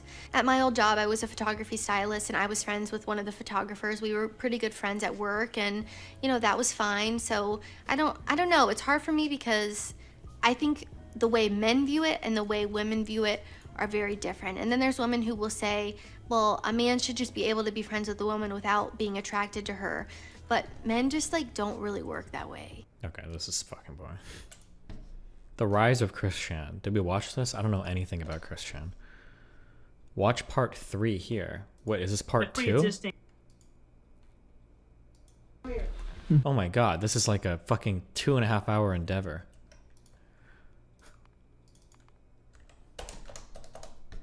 Or the Jonathan Haidt debate. Oh, fuck, I'm bored. Oh.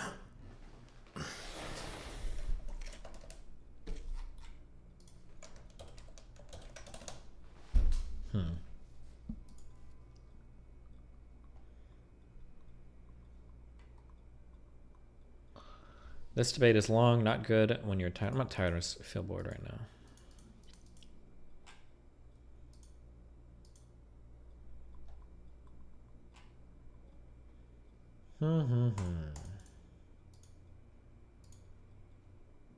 If we visited Catworts, what cat would you choose?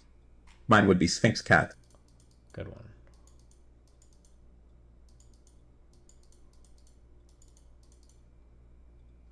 You think the feeling of love can build over time, or does it have to be there at least a little bit in the beginning? I don't want to hurt this girl that's really into me, but I don't know if I can feel anything deeper than she's nice and maybe cute. Hey, Destiny, new to the stream, but love your videos. The Jive on the Batnack and Sneeko video was amazing. If you haven't seen it yet, you should see the Alex Jones flagrant interview. It's funny. I'll think about it. I feel like you'll know that stuff pretty quickly. I don't think that if you like meet somebody and you're like iffy on them, that you all of a sudden like will develop feelings of love for them. But that might just be me. Sneeko/Adam22/Fuente5me. I feel like I don't know why. pretty quickly. Only God knows why. Adam says he doesn't even know who he is. Sneekos insists on calling him in a lil.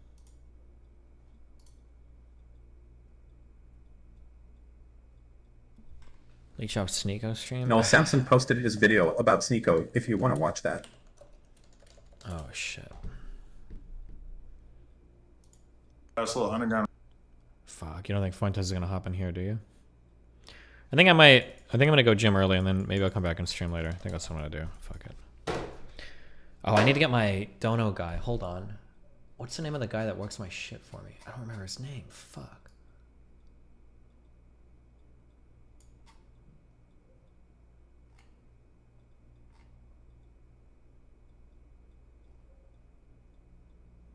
I hear some fucking dog like screaming in here. Oh my god.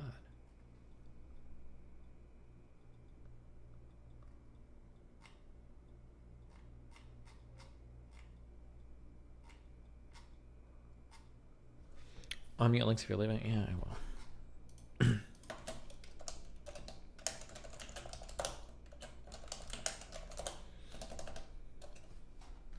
Jesus, look at you fucking losers. The second I type something, like 7 of you just fucking spam links. You guys are unhinged. Alright.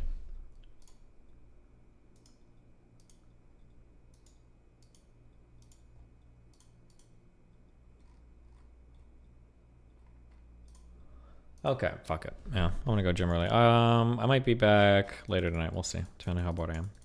I'll leave you guys have fun. Wait, did somebody just gift like 10 memberships in YouTube chat? Oh, number 81 gifted 20 tier 1 memberships. Well, thank you, my dude. I appreciate it. I love you, buddy.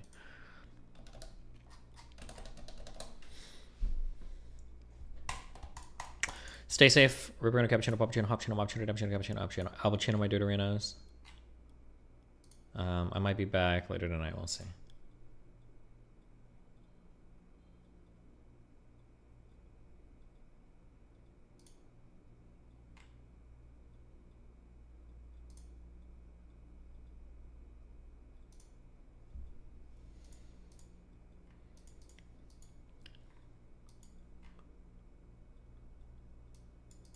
Oh, you can go watch, I guess, Lauren and Like and Debate. You can go do that. All right, rip on, duders. Peace out.